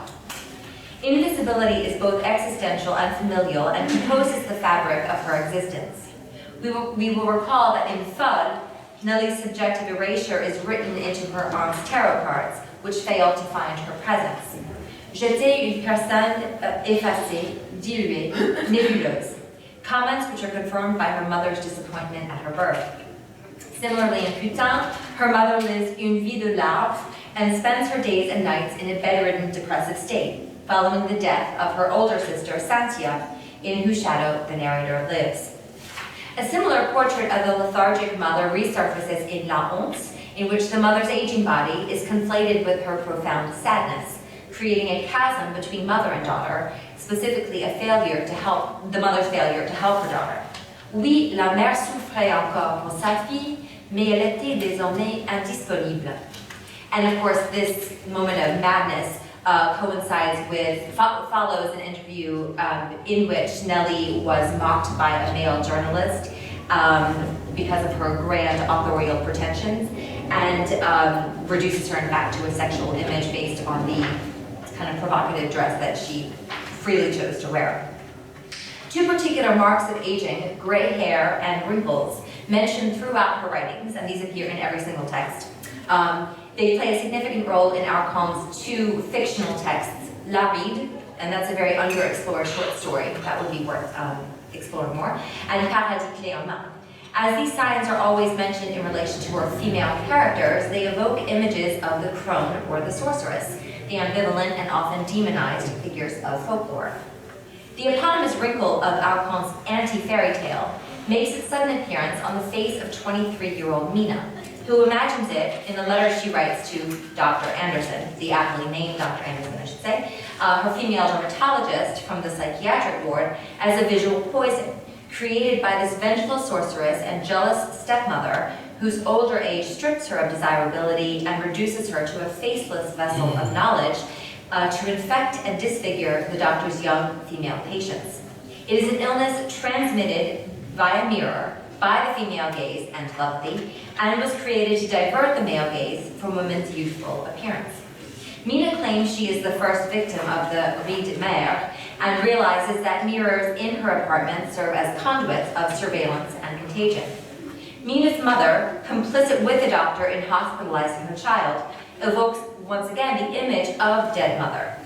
We will recall that Mina's earlier calls to her go unanswered, and when her mother finally returns her call, Mina grows suspicious both of her mother's alibi and for not responding sooner. Her mother's sobbing, which seems disproportionate to Mina's situation, thus suggesting that her mother's own sorrow creates a distance between them. The story's two-part conclusion tells us that Mina was found in the bathroom, having shattered the mirror and slashed her face with a scalpel, and Dr. Anderson contemplates her cosmetically enhanced reflection in a mirror inherited from her mother. The story suggests the internalized validation of the male gaze passed down among generations of women, an inheritance which Mina refuses, albeit through self-harm, leaving her ostracized and figuratively imprisoned. Paradis Clé en Main addresses the ambivalent tensions in the mother-daughter dyad, here between the narrator, Antoinette, who remains hospitalized and paraplegic after a failed suicide attempt, and her mother, owner of the cosmetic company Face the Truth, who relies on his products and hormone treatments to obviate ces signes visibles et haïssables de la vieillesse. The symbiotic pairing of both suggests the play of mirrors, an imperfect and yet inevitable echo, which instead refracts communication in this couple de siamoises. L'absence de réciprocité a toujours été notre lien le plus fort. When Antoinette hears the story of Monsieur Paradis' son, especially his self-erasure stemming from his mother's abandonment, she learns a self-truth about her invisibility, tied again to the maternal figure. Despite the mother's overbearing presence in the hospital at the present day, it is her absence from the narrator's childhood that plays a formative role and can be explained by her mother's own grief over losing her parents and her guilt about her complicity in her brother's suicide. The mother's sudden and shocking metamorphosis into an ill and aged woman speaks both to the destructive nature of cosmetic masks, which the body refuses to tolerate, and to her mother's readiness to confront her own pain. D'un coup, ils sont devenus blancs, comme à la suite d'une expérience limite, d'une peur terrible devant un fantôme.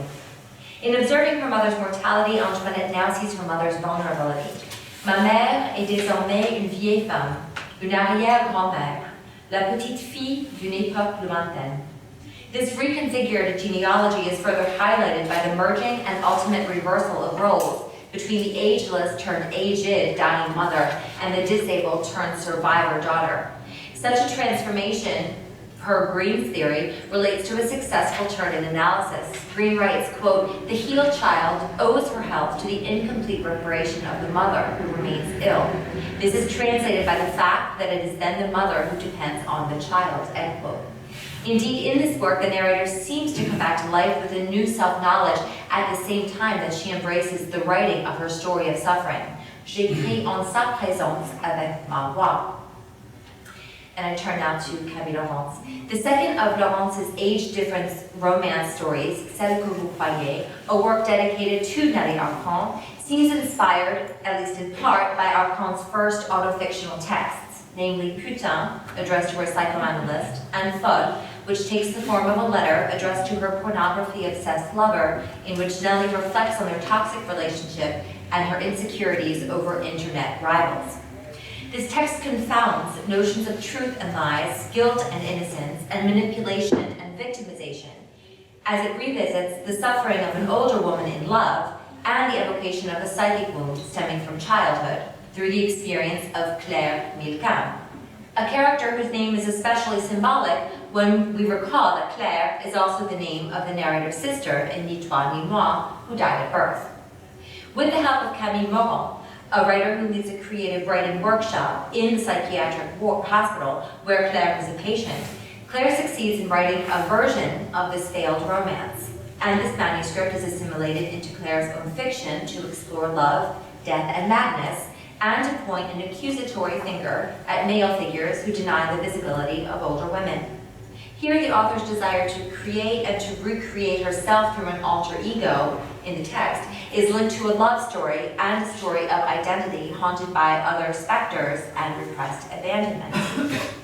Comments about aging in this text are couched within two competing emotional registers, laughter and anger, both of which transgress the confined space that the female characters find themselves in, and male authority that attempts to control or suppress women's voice.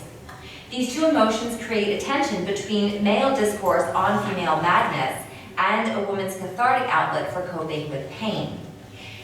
So earlier in the text, Claire is joking with her psychoanalyst, and she says, "Quel super pouvoir acquièrent les femmes de 50 ans? Elles deviennent invisibles." Claire's self-deprecating humor makes Mark uncomfortable, as if to suggest that she touches upon a truth that he accepts. In contrast, the especially scathing and emotive prologue, spoken by Claire, Camille, or Camille Laurens herself, begins with a commentary on the universal objectification of women who are either sold, beaten, or killed before turning to the abject nature of the older woman and the hypocrisy of reactions to the older woman, younger man romance. And here's a citation which will give you an idea about the mood and of the opening pages, written in a very breathless manner. Tes vieilles le regard de travers sur ma table dégage, casse-toi, tu pues la mort, tu sens la loisir. Writing this story, then, might resolve the first-person narrator's disorientation, je ne sais pas où me mettre, caused by the subjective alterity of being seen as an older, discardable, and expulsed other. Claire and Camille demonstrate a need to be in a couple, and this leads them to engage in certain self-effacing gestures, most clearly evident in their use of Facebook, which becomes a web of lies, as both women seem to have the upper hand in manipulating and tracking down their distant lovers. But any control is soon ceded as they change themselves to suit his tastes. Claire and Camille create a new self-image, 24-year-old Claire Antunes, and assume a more youthful jargon while downplaying their obvious intellect in order to seduce their young love interest. In this vein, both women seem to fall victim to the chasm between true identity and its virtual counterfiction that they willingly create. Claire, in fact, seems to have internalized the social conventions criticized in the prologue, Je m'y suis soumise. To create her virtual identity, Claire chooses a photograph of her niece Katia and seemingly becomes a victim of her own avatar, a character who, because of her youth, is desirable. However, the competition between older and younger women that Claire creates through her online fictional self reawakens a childhood trauma. Il n'y a pas de pire rival que celle qui n'existe pas. Je ressentais à son encontre ce que doit éprouver la sœur d'un enfant mort à l'égard de ses parents. This citation is especially telling in that it speaks to a sense of invisibility stemming from childhood, not being visible to her affectively dead mother following the death of her sister. As she loses herself in the virtual and textual labyrinth that she creates, we will note several examples of a need for self-recognition, hence visibility. C'était moi l'enfant, c'est moi, il n'y a pas d'âge pour être petite. Feeling abandoned awakens Claire's anguish, faced with an unanswered need to be seen or recognized. Que quelqu'un dise, c'est elle. Vous savez comme à la naissance, quand le père reconnaît l'enfant. Claire, like the narrator of Arcand's Putain, exists in the shadow of the sister who lives no more. Both Claire and Camille occupy a vulnerable position too with regard to the men in their respective lives. Marc, for example, reads Claire's intimate text aloud in front of his colleagues and usurps the narration of her voice to offer a diagnostic meta-commentary on Claire's unstable emotional state, suggesting that her writing betrays the emotional turbulence of a hysteric woman writer. While his attribution of hysteria to explain Claire's feelings of guilt, masochism, and excessive suffering threatens to reiterate the overdiagnosed female malady of yore, his words touch upon a hidden truth, suggesting a childhood psychic wound. Une faute infantile refoulée, une dépression maternelle, un vœu de mort dans la fratrie.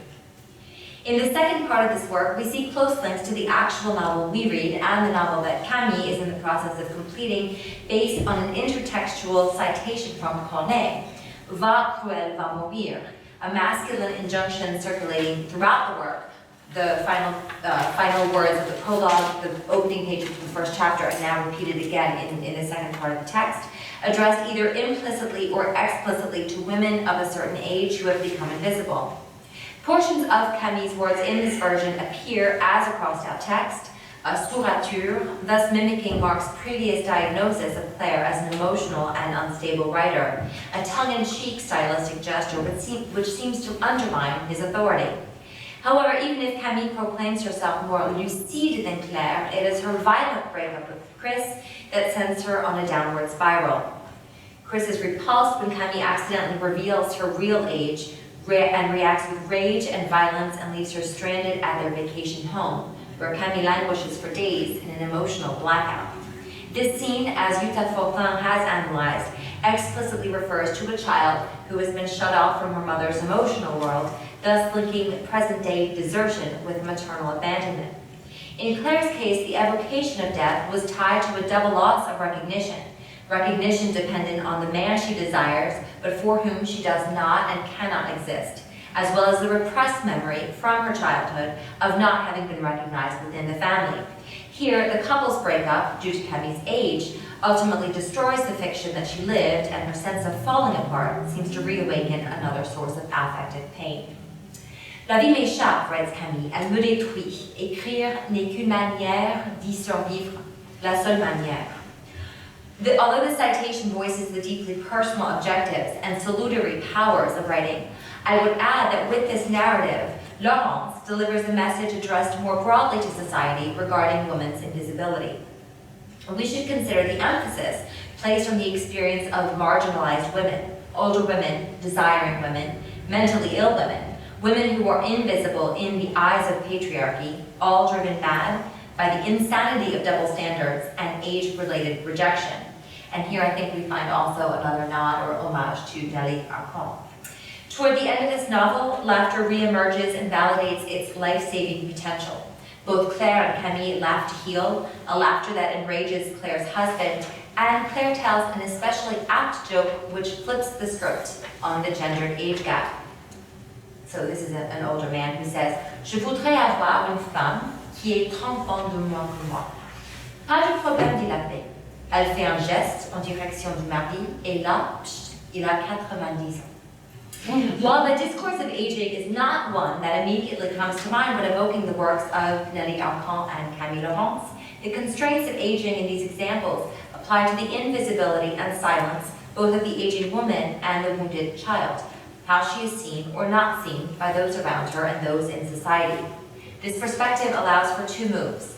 Firstly, these narratives confront age and aging and the author's respective sense of invisibility faced with a deep-seated emotional void. Secondly, both writers underscore the manipulation of appearance necessary for maintaining visibility and so offer condemnatory commentary on the male gaze in relation to the aging woman. The interplay between showing and hiding and exposure and effacement affords a consideration into the erasure of self. Both authors challenge the ways in which women writers and women's writing is subject to a similar erasure or marginalization by the literary establishment. Even if Arcan's protagonists seem to internalize and so validate a desirable youthful appearance, and while Laurence's text foregrounds women's suffering in the couple, both authors contest the accepted parameters of women's visibility constructed by patriarchal codes. In so doing, Arcan and Laurens succeed in raising a critical mirror to societal norms and dictates about women's appearance at the same time that they write against the invisibility of self. Thank you.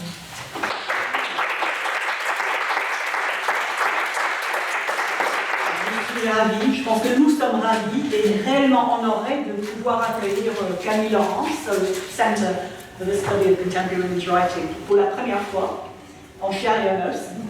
Et je dis ça parce qu'elle est quand même présente depuis nos débuts. Étant donné le nombre de débats sur ces livres divers qu'on a eu ici et le nombre d'universitaires qui travaillent évidemment sur ces écrits. Mais pour la rencontrer et parler directement avec elle, ça représente une opportunité, je pense, de notre ordre, pour laquelle nous sommes d'autant plus reconnaissantes, étant donné la lutte qu'elle a eue en venant ici avec la grève du personnel à l'Alliance Nord, qui a marqué pas mal son trajet, et aussi, je le crains, avec l'éventuelle manifestation des Gilets jaunes demain, mais ça, c'est à voir. Mais très sincèrement, merci beaucoup d'être venu malgré ces inconvénients. Donc, auteur de nombreux romans et récits, de textes autofictionnels, d'essais et de chroniques, Camille Laurens est caractérisée par la diversité de son œuvre, par sa réflexion sur le rapport entre la fiction et la réalité, sa fascination avec la vie intérieure, des désirs souvent obscurs de l'être humain, son intérêt pour la psychanalyse, et aussi, et ceci est primordial bien sûr, par sa fascination avec la matière vivante des textes, c'est une citation de Camille Laurens elle-même, la langue, la littérature, les mots et leur part cachée. Je pense que ce n'est qu'avec le roman « Celle que vous croyez », publié en 2007, que Camille Laurens a vraiment saisi par les cornes pour la première fois le sujet qui nous intéresse aujourd'hui, avec un protagoniste vraiment, je pense, fascinante, dont la voix personnellement me hante, et un roman très très complexe. Et je vais, tout de suite, parce que personne ne veut l'écouter du moment que Camille Laurens est là, évidemment, passer la parole à Camille Laurens, qui, je crois, va lire un extrait de Celle que vous croyez, et après, à Adina aussi, parce qu'il y aura un entretien entre Adina et Camille Laurens, et vous serez, à la fin de cet entretien, invités, vous aussi, à poser vos questions à l'auteur. Donc, merci beaucoup, Camille Laurens. Merci. Je vais commencer par l'écriture, parce que ça lancera le sujet. La différence, c'est que tous les hommes ont un avenir. Toujours. Un avenir sans nous. Les hommes meurent plus jeunes, peut-être, mais ils vivent plus longtemps. J'ai lu que sur les sites de rencontres, la frontière entre 49 et 50 ans est pour les femmes le gouffre où elles s'abîment. À 49 ans, elles ont en moyenne 40 visites par semaine. À 50 ans, elles n'en ont plus que 3. Et pourtant, rien n'a changé. Elles sont les mêmes, avec un an de plus. Vous connaissez ce sketch, je ne sais plus de qui, sur la date de péremption des boîtes de conserve, à consommer jusqu'au 25 mars 2014. Mais qu'est-ce qui se passe donc au fond de cette boîte dans la nuit du 25 au 26? Nous, les femmes, nous sommes toutes des boîtes de conserve, du jour au lendemain, impropres à la consommation. Et si j'avais dit la vérité sur ma fausse page Facebook, mis ma vraie photo, sans doute Christ n'aurait-il même pas accepté pour ami. En tout cas, il n'aurait pas eu envie de lier intimement connaissance avec une femme de 48 ans. Évidemment que j'en suis pas sûre. Je n'ai pas osé la vérité, la catastrophe est venue de là. Au lieu de me moquer de cette injustice, au lieu de la défier, je l'ai intériorisée. Je m'y suis soumise plus que n'importe quel homme. C'est trop tard maintenant. Vous êtes gentil, vous essayez de vous rattraper, vous vous enfoncez en fait. Mais oui, je sais que je ne l'ai fait pas, je sais qu'un homme, vous me trouvez belle. Vous me trouvez belle, vous, Marc? Vous n'avez pas le droit de le dire. Merci. Mais pourquoi merci? Pourquoi est-ce que j'en ai besoin? Pourquoi est-ce que je ne m'en fous pas complètement d'être trouvée belle? Oh, à ce moment-là, j'étais séparée de mon mari depuis 1 an déjà. Je l'avais quitté juste avant ma rencontre avec Joe, sans remords et sans scrupules. Je savais qu'il avait ou qu'il aurait vite des femmes de rechange, comme il l'avait toujours fait d'ailleurs, il s'est remarié. Vous savez, c'est ce genre d'homme dont on dit « il aime les femmes ». Façon plaisante de dire qu'il n'en aime aucune. Il voulait que je reste avec lui pourtant, mais je n'aimais pas du tout ses arguments. Tu vas vieillir, disait-il, et bientôt plus personne ne voudra de toi. Tu as encore quoi? 2 ans, 3 ans de monde devant toi? Parce que les mecs n'en ont rien à foutre des femmes mûres.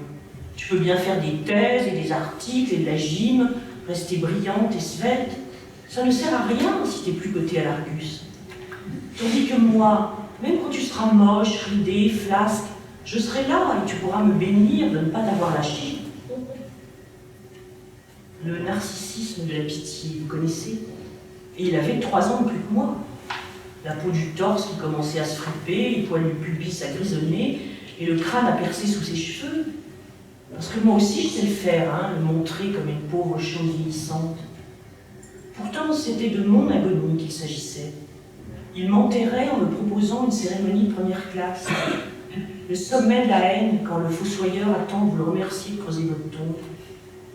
Je n'avais pas envie d'être morte. Il m'aurait dit « je t'aime », je serais restée, enfin. Peut-être que non. L'amour, c'est quoi sans désir? C'est quoi? Comment fait-on? Dites-le moi, vous.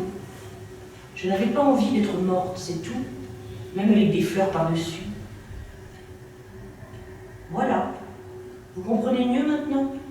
Vous comprenez comment une quadragénaire Bac plus 8, je dis ça pour vos statistiques, vous avez bien quelques grilles à remplir, se retrouve en camisole de force dans cette tragédie, juste parce qu'elle ne voulait pas mourir. Va mourir. C'est ce que le monde entier dit aux femmes plus ou moins fort. La littérature s'en fait l'écho du reste. Vous n'avez qu'à lire Houellebecq. Vous avez dû le lire, lui. Vous seriez bien le seul. Ou Richard Millet. Je me souviens d'un roman de lui dans lequel une femme décidait de mourir à 44 ans. 44 ans, c'était l'âge pour elle, ou pour lui, où une femme perdait sa beauté et n'avait plus, par conséquent, qu'à se suicider. Et elle le faisait. C'était ça l'horreur du livre. Le narrateur, son amant, accompagnait tout du long son agonie comme une chose inéluctable, programmée, aussi fatale que la diminution de son désir pour elle. Qu'aurait-il pu faire d'autre que de constater tristement sa déliquescence? Je vous le demande. Quant à Houellebecq, on connaît sa chanson. L'effondrement précoce du potentiel érotique des femmes est inéluctable puisque lié au seul critère physique dont usent les hommes inéducables depuis les millénaires, tandis que les femmes bien éduquées peuvent être séduites par la richesse, le pouvoir ou l'intelligence. Et pourquoi ne pas éduquer les hommes? Pourquoi sommes-nous condamnés à n'être rien par ceux-là même qui feignent de nous plaindre? Va mourir, c'est la seule devise des hommes pour les femmes si on creuse un peu, c'est qu'à le dire. Va mourir, dégage, place aux jeunes, place aux hommes. Elles sont d'éternels exclus, des humains de seconde zone.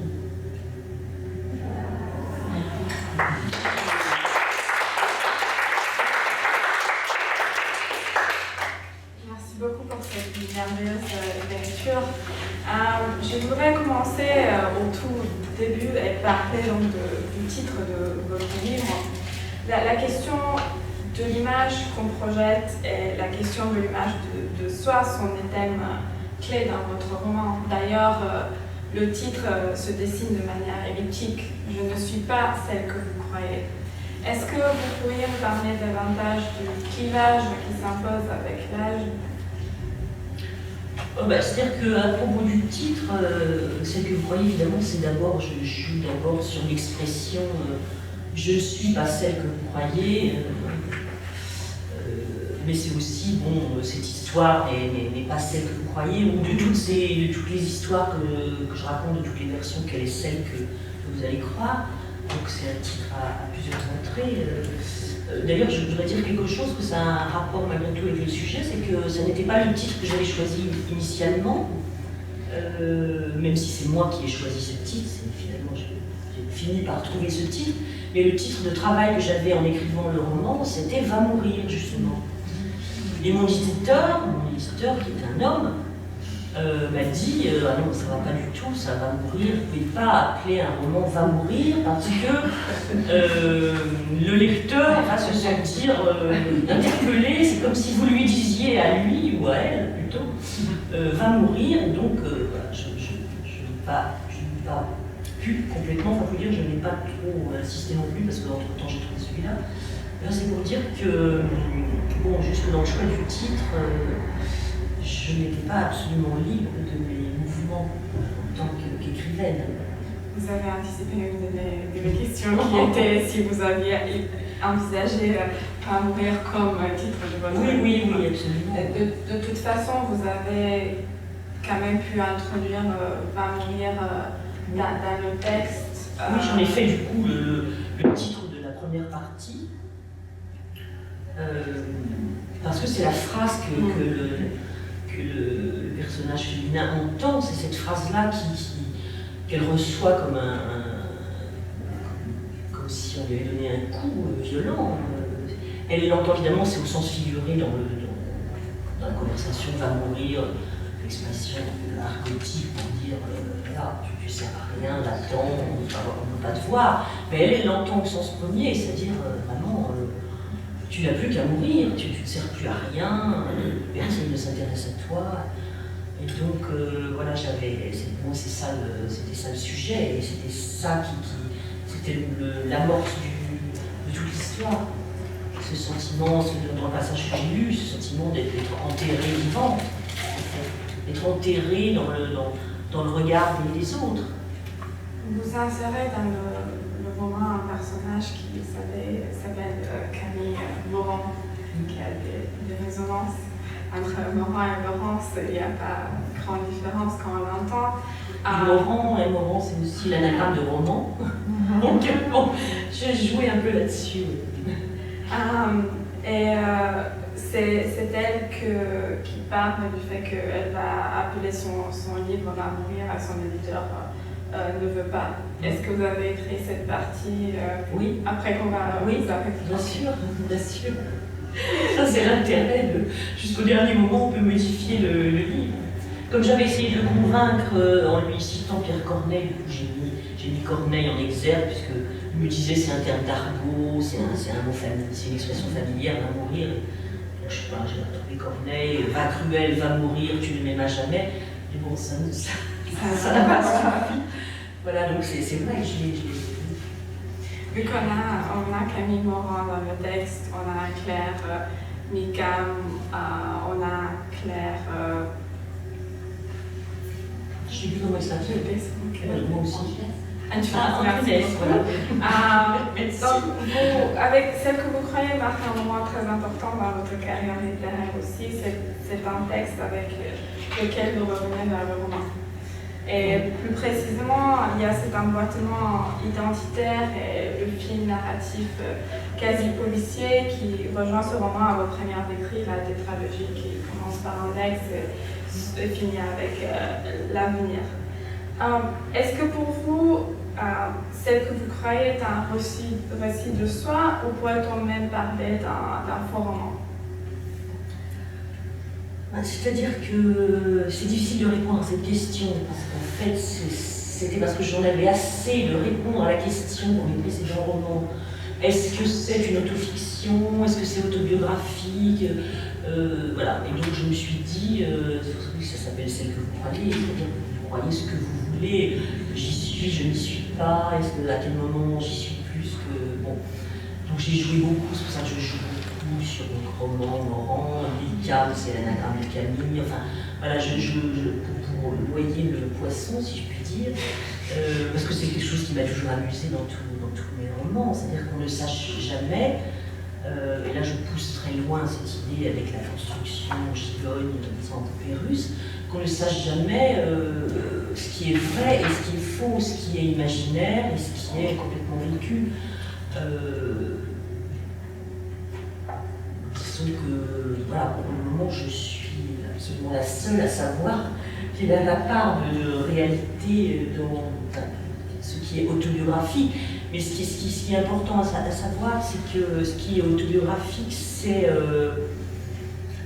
ce que j'appelle, dans tous mes romans c'est la même chose, ce que j'appelle le paysage mental. C'est-à-dire que le paysage mental, c'est celui d'une femme qui approche de la cinquantaine et qui ressent, enfin, tout ce que je fais dire à ce personnage, je l'ai éprouvé. Alors bon, dans quelles circonstances, et pas exactement dans les circonstances que je raconte là, de toute façon comme il y a plusieurs versions, forcément moi je ne les ai pas toutes vécues, ces versions-là, mais en tout cas la phrase « va mourir » par exemple, qui est le déclencheur, je l'ai entendue. C'est une phrase qu'on m'a dit. Voilà. Et d'ailleurs je le raconte, parce que la partie, la dernière partie, qui est la partie avec Camille, qui est Camille Laurens, qui a animé un atelier d'écriture dans la clinique psychiatrique où est internée Claire. Forcément, c'est une figure d'écrivaine, donc c'est évidemment là où j'avais besoin de ce personnage, qui est un personnage d'écrivaine, parce que je voulais faire le lien entre le désir d'écrire et le désir de vivre, le désir amoureux. Je voulais parler, comme tu parlais à un moment, je voulais parler de l'écriture aussi. C'est pour ça qu'il y a presque toujours un personnage qui me ressemble au moins par la fonction, parce que ce qui m'intéresse, c'est de faire le lien entre la littérature et la vie. En parlant de cette part de réalité, je vais vous poser une question qui a un titre plus ou moins universel. À quoi réside donc la vérité de l'âge pour vous? La vérité de l'âge? Je ne sais pas s'il y a une vérité de l'âge, parce que je crois qu'on a tous les âges. Enfin, tout à l'heure, vous avez cité il n'y a pas d'âge pour être petite. Cette idée donc, qui est aussi héritée de la psychanalyse, pour moi, de la pratique de la psychanalyse, qui est qu'il y a toujours il y a un enfant en nous. Donc, cette idée que tout d'un coup, on aurait 40, 50, 60, 80 ans, pour moi, ça n'est pas pertinent. Il n'y a pas une norme qui ferait qu'à tel âge, voilà, en passant d'une décennie à l'autre, on devrait adopter telle attitude ou être conforme à l'âge. L'âge, c'est subjectif, et puis on peut avoir plusieurs âges en même temps. Enfin, je le ressens de cette façon. C'est pour ça que c'est violent quand on est renvoyé de manière apparemment objective à l'âge qu'on a, à l'âge de notre état civil, alors que, enfin, je crois que tout le monde a fait l'expérience, on ne se sent pas forcément évidemment dans le corps. On a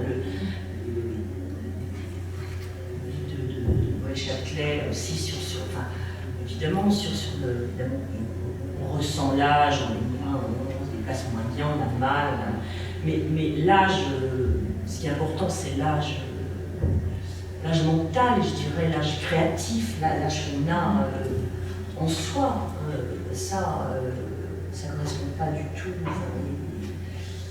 Pour moi, c'est pour ça qu'il n'y a pas de vérité de l'âge. Il y a une vérité de l'âge biologique parce qu'on ressent qu'on vieillit, mais pas autrement. Et encore plus quand on est créatif, quand on écrit, voilà.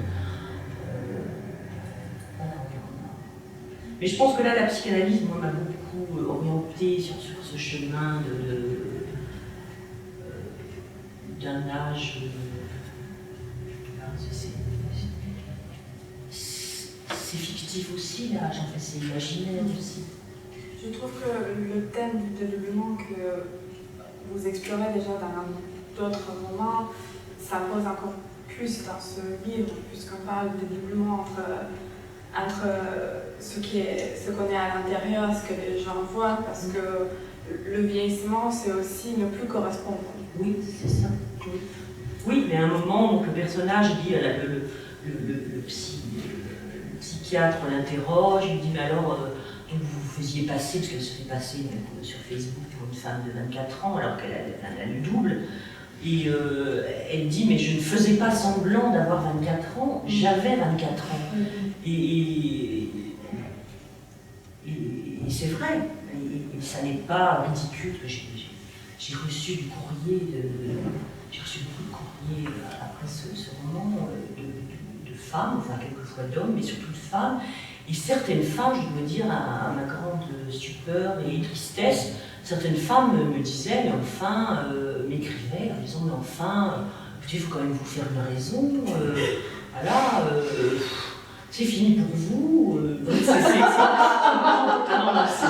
bien. Ah oui, non, vraiment, voilà, c'est comme ça, il faut passer à autre chose, je sais pas quoi.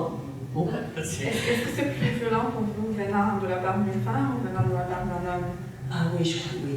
C'est plus violent parce que je me dis, vraiment, alors ça veut dire que les femmes, ces femmes, elles ont intériorisé ce que les hommes ne cessent de proclamer partout, enfin elles ont intériorisé ça elles-mêmes. J'ai des lettres de femmes qui me disaient, par exemple, c'est la nature.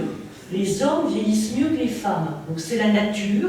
Donc un homme, c'est beau à 50 ans, une femme, c'est moche. C'est ce que vous dites dans votre livre, oui. D'ailleurs. Alors quand ça vient d'une femme, c'est vrai que c'est... Les femmes vieillissent, les hommes nourrissent. Voilà, les hommes nourrissent, oui, les femmes vieillissent. Pour entrer un peu plus dans le livre, page 35 que vous écrivez, c'est Claire qui parle. D'un autre côté, ici, je suis encadrée. Il y a des bords ici. Je suis tout le temps sur la photo. Est-ce que je me demandais en lisant ça, est-ce que la prison de Claire, c'est vraiment d'être vue dans toute sa dimension humaine? Ce qu'elle souhaite, oui, c'est d'être vue. Mais d'être vue, d'être vue comment? D'être reconnue. D'être reconnue au sens où on la reconnaît dans toute sa dimension d'existence. Enfin, là, c'est pas. Parce que là, comme il y a un film qui vient de sortir, une adaptation du roman, là, la semaine dernière, j'entends, et même moi quand on en parle, dans des émissions, des interviews, on me dit oui, alors donc c'est un film. Et c'est un roman sur la peur de vieillir. Mais non, enfin, pour moi, ce n'est pas un roman, c'est peut-être un film, ça c'est pas moi qui fais le film, mais pour moi, ce n'est pas un roman sur la peur de vieillir, parce que la peur de vieillir, ça veut dire, voilà, on va faire de la chirurgie esthétique, on va être obnubilé par son apparence physique, donc il y a quelque chose de vain.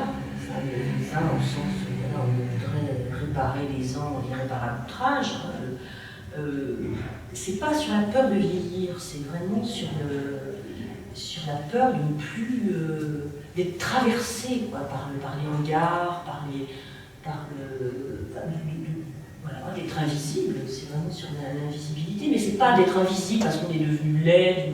C'est juste de ne plus compter. De ne plus compter pour personne.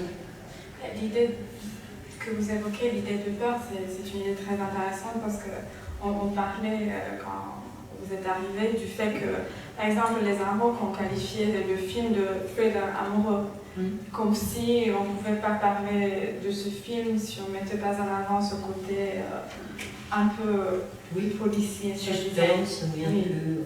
Oui. Oui, bon, cela dit, moi en écrivant ce roman, j'avais aussi cette idée en tête d'avoir. Enfin, qu'il y ait une dimension de suspense, c'est-à-dire qu'on ne sache pas on ne sache jamais ce qui va lui arriver, donc on a envie de tourner les pages pour savoir ce qui arrive à cette femme à partir du moment où elle se crée une fausse identité. Bon, c'est vrai que c'est une situation dramatique, en fait. Qu'est-ce qui peut sortir de ce mensonge, de cette illusion? Donc j'avais à cœur, moi, cette dimension quand même de thriller, d'une certaine manière, parce que, aussi, je me disais, c'est un livre sur une femme qui se sent seule, qui a un peu abandonnée, qui est abandonnée d'une certaine façon, qui est reléguée, et je ne voulais pas que le lecteur ou la lectrice en fasse autant. Je ne voulais pas qu'elle soit abandonnée, voilà. Donc j'ai vraiment, voilà, je voulais qu'on s'attache à elle et qu'on ait envie vraiment de savoir ce qui lui arrive. Donc il y a quand même cette dimension, pour moi, dans la construction, là, qu'on reste avec elle. Vous citez à un moment donné Antonini qui parle du fait que l'amour, c'est vivre dans l'imagination de quelqu'un. Et on évoque beaucoup l'idée que l'amour, l'amour est fait de fictions multiples. Et jusqu'à quel point donc, peut-on considérer l'identité de Claire comme étant fausse? Oui, c'est vrai, elle n'est pas si fausse que ça, l'identité de Claire, puisque d'abord, elle se fait passer pour une fille de 24 ans, et donc elle se sent des désirs, des pensées, une fraîcheur amoureuse, comme elle dit, donc c'est pas qu'elle faisait son à 24 ans, elle avait 24 ans, et donc c'est pas si faux que ça, et quand la relation amoureuse, donc, virtuelle s'établit avec ce jeune homme, enfin je dis ce jeune homme, il n'est pas si jeune que ça, c'est ce que je dis ça, parce que dans le film tout a été très très drôle parce que dans le film... Il a l'air très jeune. Oui, il est très jeune, l'acteur doit avoir, je sais pas, 26 ans, alors qu'il en a presque 40 voilà, donc la différence d'âge est creusée. Alors c'est très drôle, c'est une petite anecdote en passant, mais la Chine veut acheter les droits pour faire un remake du film. Et alors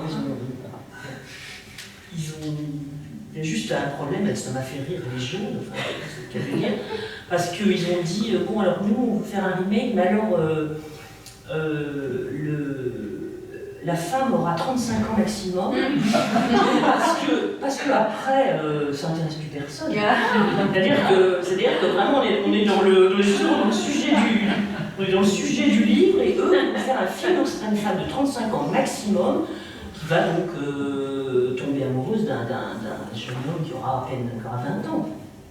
Donc, parce qu'après, sinon, plus personne n'ira voir le film, parce qu'en Chine, après 35 ans, vous êtes fichu. C'est un peu aussi... Alors là, on est dans le contresens, on est justement dans le sujet, quoi. Dans l'Ouest, il y a une valorisation de la jeunesse encore plus puissante que dans une société par l'Est. Oui. Ce qui m'a beaucoup intéressé quand vous parliez de psychanalyse, dans ce livre, vous mettez en scène deux théâtres identitaires. D'un côté, l'hôpital psychiatrique et de l'autre côté, Facebook. Est-ce que vous voyez des parallèles entre les deux? Ah bah, de toute façon, on peut toujours devenir fou, hein, mais... je sais pas si je vois vraiment un parallèle. Enfin, si vous voulez, pour moi, l'hôpital psychiatrique, c'est un peu une métaphore, parce que si je voulais pousser à l'excès la forme du délire, déjà je voulais une situation où ce personnage féminin puisse vraiment s'exprimer librement. D'ailleurs pour ça, enfin, dans le passage que j'ai lu, j'aurais dû d'ailleurs vous préciser avant de lire, on n'entend pas les questions du aussi, elle parle à son psychiatre, donc dans cette clinique psychiatrique. Mais donc je voulais une parole féminine complètement libre, où elle puisse dire ce qu'elle veut, où elle puisse s'énerver, se mettre en colère, pleurer, se plaindre, protester, enfin voilà, sans être interrompue. Ce qui n'est pas toujours le cas. Ce qui n'est pas toujours le cas. Et donc je me disais quand même, voilà, une parole libre dans un contexte de thérapie psychanalytique, c'était l'idéal. C'est pour ça surtout qu'elle est dans cette clinique, pour avoir ce dispositif narratif finalement. Parce que pour moi, elle n'est pas folle du tout, hein, c'est pas une femme, elle a fait une bouffée délirante, ça c'est sûr. Tout d'un coup, voilà, oui, elle a fait une bouffée délirante, mais elle n'est pas folle du tout, hein, c'est juste voilà, qu'elle veut parler, elle écoute. Ça fait partie de la lutte contre l'invisibilité, contre le fait de ne plus être vu ni entendu. Là, en l'occurrence, c'est plus être entendu, donc être reconnu au sens où on écoute. Voilà, et alors Facebook, les réseaux sociaux, c'est aussi, ça peut être aussi le lieu d'un délire, puisque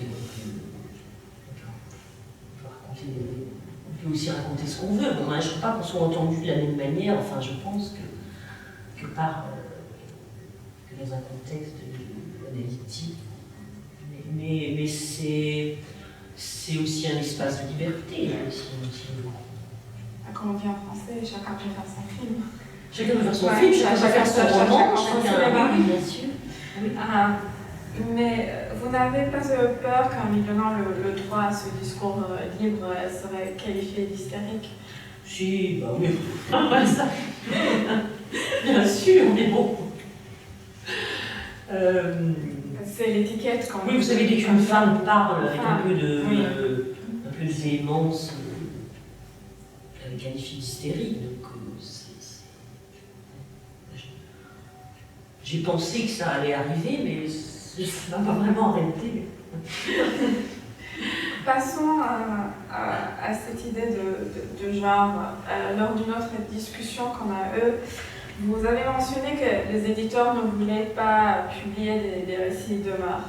Est-ce que le livre, soi-disant de VS, constitue un genre qui refuserait, peut-être même de manière encore plus véhémente? Le livre de vieillesse? Le problème, c'est qu'en français, on n'a pas cette dimension qu'on a en anglais. En anglais, on dit aging. Donc on a cette idée d'âge. Mais en anglais, en français, j'ai ce problème parce que je dis que je travaille sur le vieillissement. Déjà, ça pousse les limites. Oui. Non, c'est pas... Parce qu'on peut parler de aging à partir du moment où on arrête de grandir. Oui, c'est sûr. Donc là, c'est l'idée de prendre de l'âge au sens... Oui. Et donc, je me souviens plus de la question. Si vous pensez que les livres de vieillesse vont être refusés par les éditeurs encore plus que les récits de mort? Je ne sais pas. Enfin, ce qui est sûr, c'est que tout ce qui a trait au vieillissement des femmes, que ce soit alors au cinéma, c'est pire. Parce que le cinéma, le nombre d'actrices qui est passé 50 ans, même avant, ne trouvent plus de rôle. Il n'y a plus En France, on a soit Juliette Binoche qui est à l'affiche, soit Isabelle Huppert. Voilà, on a Juliette Binoche, Isabelle Huppert, Catherine Deneuve. Parfois, oui. Mais bon, Catherine Deneuve, oui. Mais enfin, voilà, on a... Mais sinon, il n'y a pas de... Il n'y a plus de rôle. D'ailleurs, il y a beaucoup de pétitions faites par les comédiennes, les artistes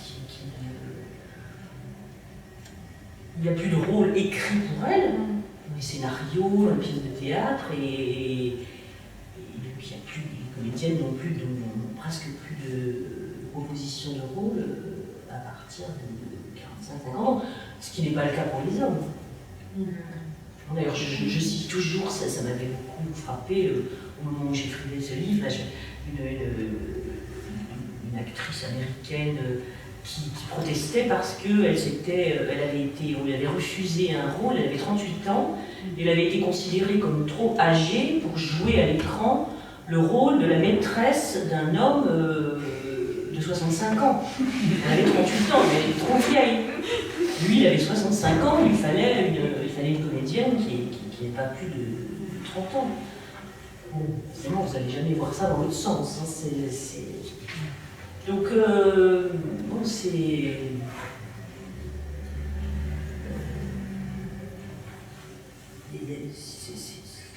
comme ça, et ce qui me gêne, tout à l'heure je disais que j'avais reçu des lettres où on laissait la nature, c'est qu'il y a quand même encore beaucoup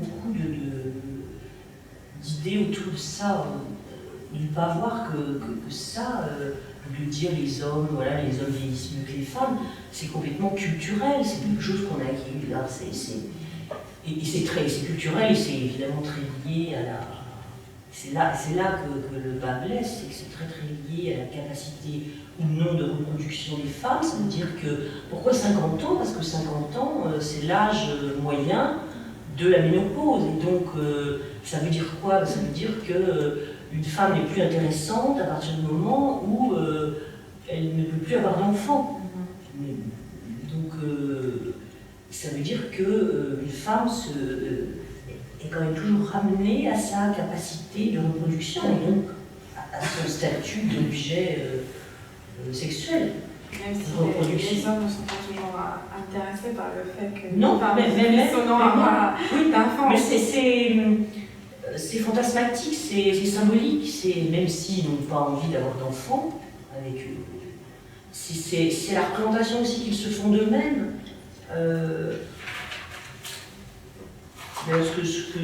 Là, ça c'est vrai que ça c'est une partie autobiographique, mais c'est quelque chose qui est quand même très surprenant.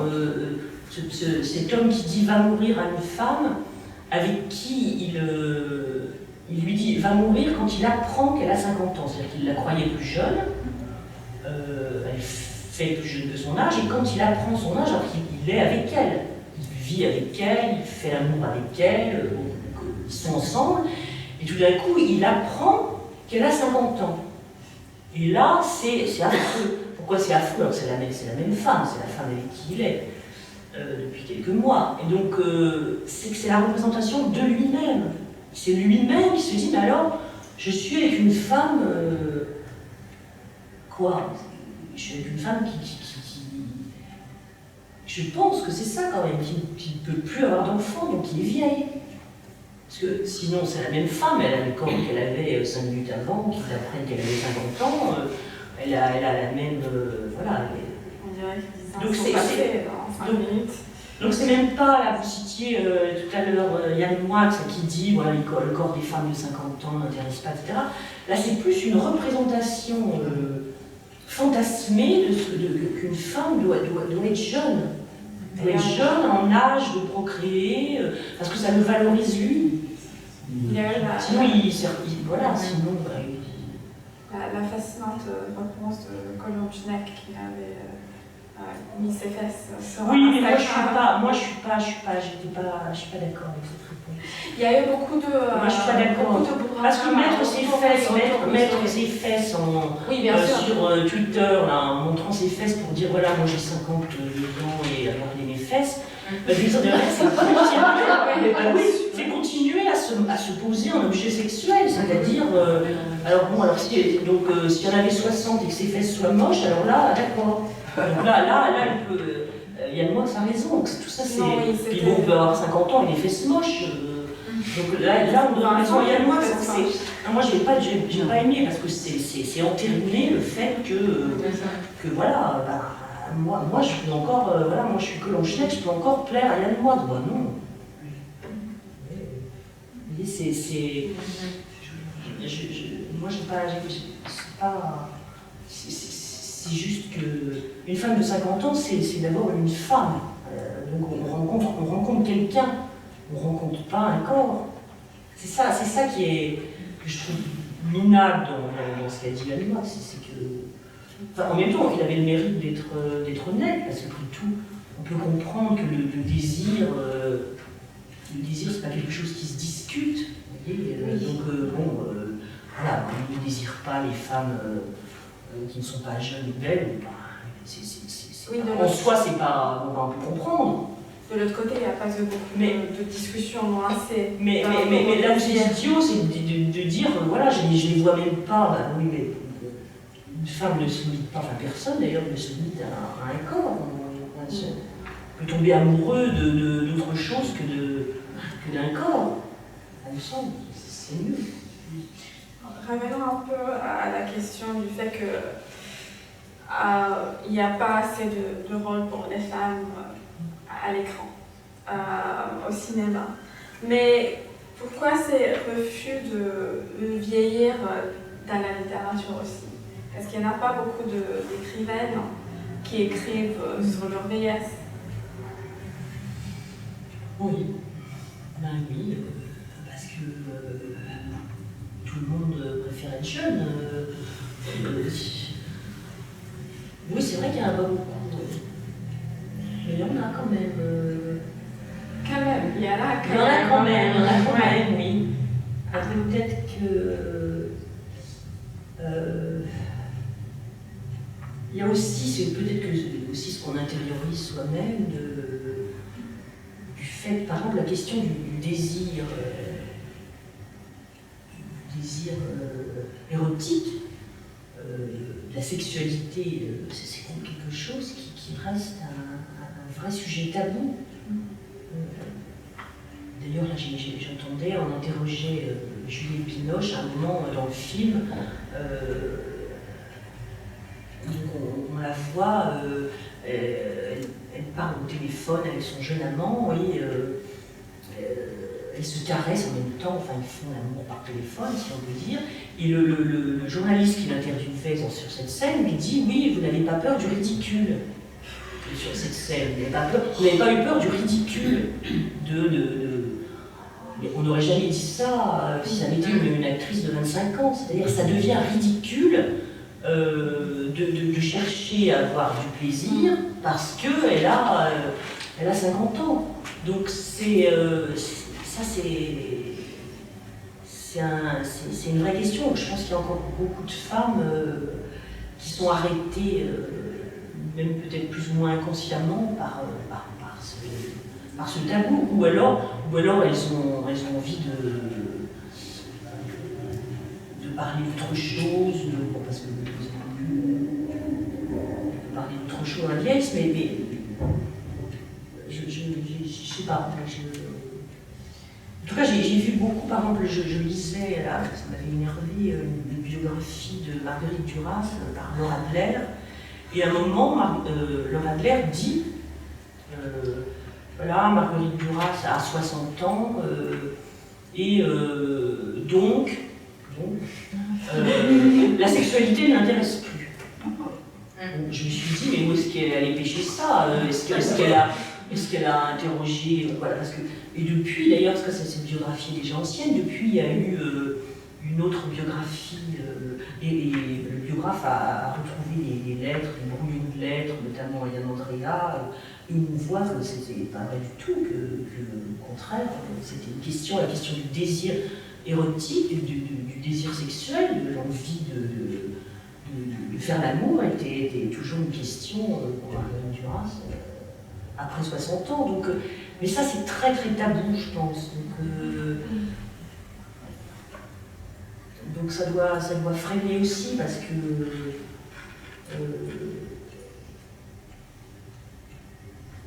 je pense qu'en vieillissant, on doit aussi s'auto-censurer en tant que femme là-dessus. Et donc, bon, après, c'est un roman où il n'y a pas d'histoire d'amour, d'histoire. Voilà, on ne va pas non plus écrire un roman juste pour dire je fais des confitures, parce que j'ai dit ça parce que j'ai une de mes lectrices qui m'a écrit en disant mais c'est fini pour vous, vous faire de raison, ne soyez pas narcissique, me dit-elle. Faites de la confiture. Occupez-vous de vos petits-enfants si vous en avez. Je n'en ai pas encore. Et voilà, écrivez quand même. J'ai le droit de continuer à écrire, mais enfin arrêtez vos histoires là, d'amour, de désir. C'est dans un entretien avec Laure Adler que vous parliez de l'autofiction et du rôle de la nostalgie. Et vous disiez que, en fait, l'autofiction n'est pas un genre de la nostalgie, mais c'est juste un genre qui rend le passé présent. Et j'ai réfléchi beaucoup à cette question parce que, par exemple, il me semble que les écrivaines ne vieillissent pas dans leur écriture. Quand on lit Mémoire de fille d'Annie Ardant, j'imagine pas que ce soit écrit par une femme de 80. Elle a quel âge? Oui, il est né en 45. Oui. Et je me demandais si c'est aussi l'autofiction et cette boucle du présent dans laquelle les écrivaines sont prises qui influence le fait qu'ils n'écrivent pas sur le vieillissement. Bah justement, on pourrait dire l'inverse, c'est-à-dire qu'elles ne sont pas dans le présent, puisque Annie Ernaux écrit sur la première fois, voilà, quand elle avait 18 ans, et la première fois où son premier rapport sexuel, et la façon dont ça s'est passé, mal. Voilà, donc c'est comme s'il y avait l'autofiction, effectivement, en principe on suit un peu les étapes de sa vie, oui, on raconte son présent avec très peu d'écart de temporalité, sauf qu'on arrive à un moment, en effet, c'est une vraie question, on arrive à un moment où les sujets, si on veut rester dans l'autofiction, il y a des sujets plus ou moins autobiographiques, et bien on va les chercher dans le passé, comme si soit il ne nous arrivait plus rien, ou plus grand-chose dans le présent, soit on se disait, on intériorisait le fait que ça n'allait intéresser personne. Voilà. D'ailleurs, moi j'ai beaucoup d'amis qui me disent, voilà, oui, effectivement, moi ça ne m'intéresse pas au cinéma comme dans la littérature, ça ne m'intéresse pas de lire un roman sur l'histoire d'une femme âgée. D'un homme, peut-être d'ailleurs. Je vais finir par une question sur la dédicace de votre livre, qui se trouve de manière surprenante à la fin. Donc le livre est dédié à la mémoire de Nelly Arcan, quelqu'un qui, par sa propre volonté, a refusé de vieillir. Donc je rappelle qu'Arcan s'est donné la mort en 2009 à l'âge de 36 ans. Pourquoi est-ce que vous aviez décidé de dédier ce livre à Nelly Arcan et pourquoi est-ce que vous avez placé la dédicace à la fin du livre? J'ai placé la dédicace à la fin parce que je me suis dit, si j'avais été au début, et si alors soit le lecteur, la lectrice connaissait Nelly Arcan, et donc ça induisait quelque chose de la lecture à venir, voilà, sachant qu'elle s'est suicidée jeune, voilà, ça mettait un poids sur la lecture future. Soit il ne connaissait pas et il allait aller chercher, peut-être. Voilà, donc j'ai mis à la fin parce que voilà, pour moi c'était l'horizon, c'était peut-être d'ailleurs à elle que je m'adressais, mais enfin j'ai pensé à elle pendant toute l'écriture du livre. Parce qu'il y avait ce paradoxe qui est déchirant pour moi chez Nelly Arcan, c'est son déchirement, c'est-à-dire que c'était à la fois une écrivaine qui souffrait de n'être considérée que selon son apparence physique. Ça se voyait sur les plateaux, dans les émissions. Oui, il y a eu. C'est extrêmement dur. C'est terrible. Mais il y a un texte où elle raconte quand elle est passée dans cette émission de télévision où on ne lui parlait, on parlait de son décolleté, on ne parlait pas de son livre parce qu'on lui parlait d'elle, qu'elle était belle, et pourquoi si elle ne voulait pas Si elle voulait qu'on s'intéresse à son livre, pourquoi est-ce qu'elle était venue dans cette robe? C'est hallucinant, quoi. Il aurait fallu qu'elle vienne habillée autrement si elle voulait être prise au sérieux. Enfin, elle a énormément souffert de ça. Donc à la fois, évidemment, elle a beaucoup souffert de ça, et en même temps, elle était piégée complètement par ça, puisque dès l'âge de 27 ans, elle a fait des opérations de chirurgie esthétique, elle était obsédée par le vieillissement. Elle s'est suicidée, je pense, en partie parce qu'elle ne pouvait pas supporter de se voir vieillir. Donc à la fois, elle ne supportait pas le désir des hommes, mais en même temps, elle ne supportait pas l'idée de ne plus être dans ce désir. Et ça, c'est cette espèce de paradoxe qui l'a tuée, en fait. De ne pas arriver à se dégager de ce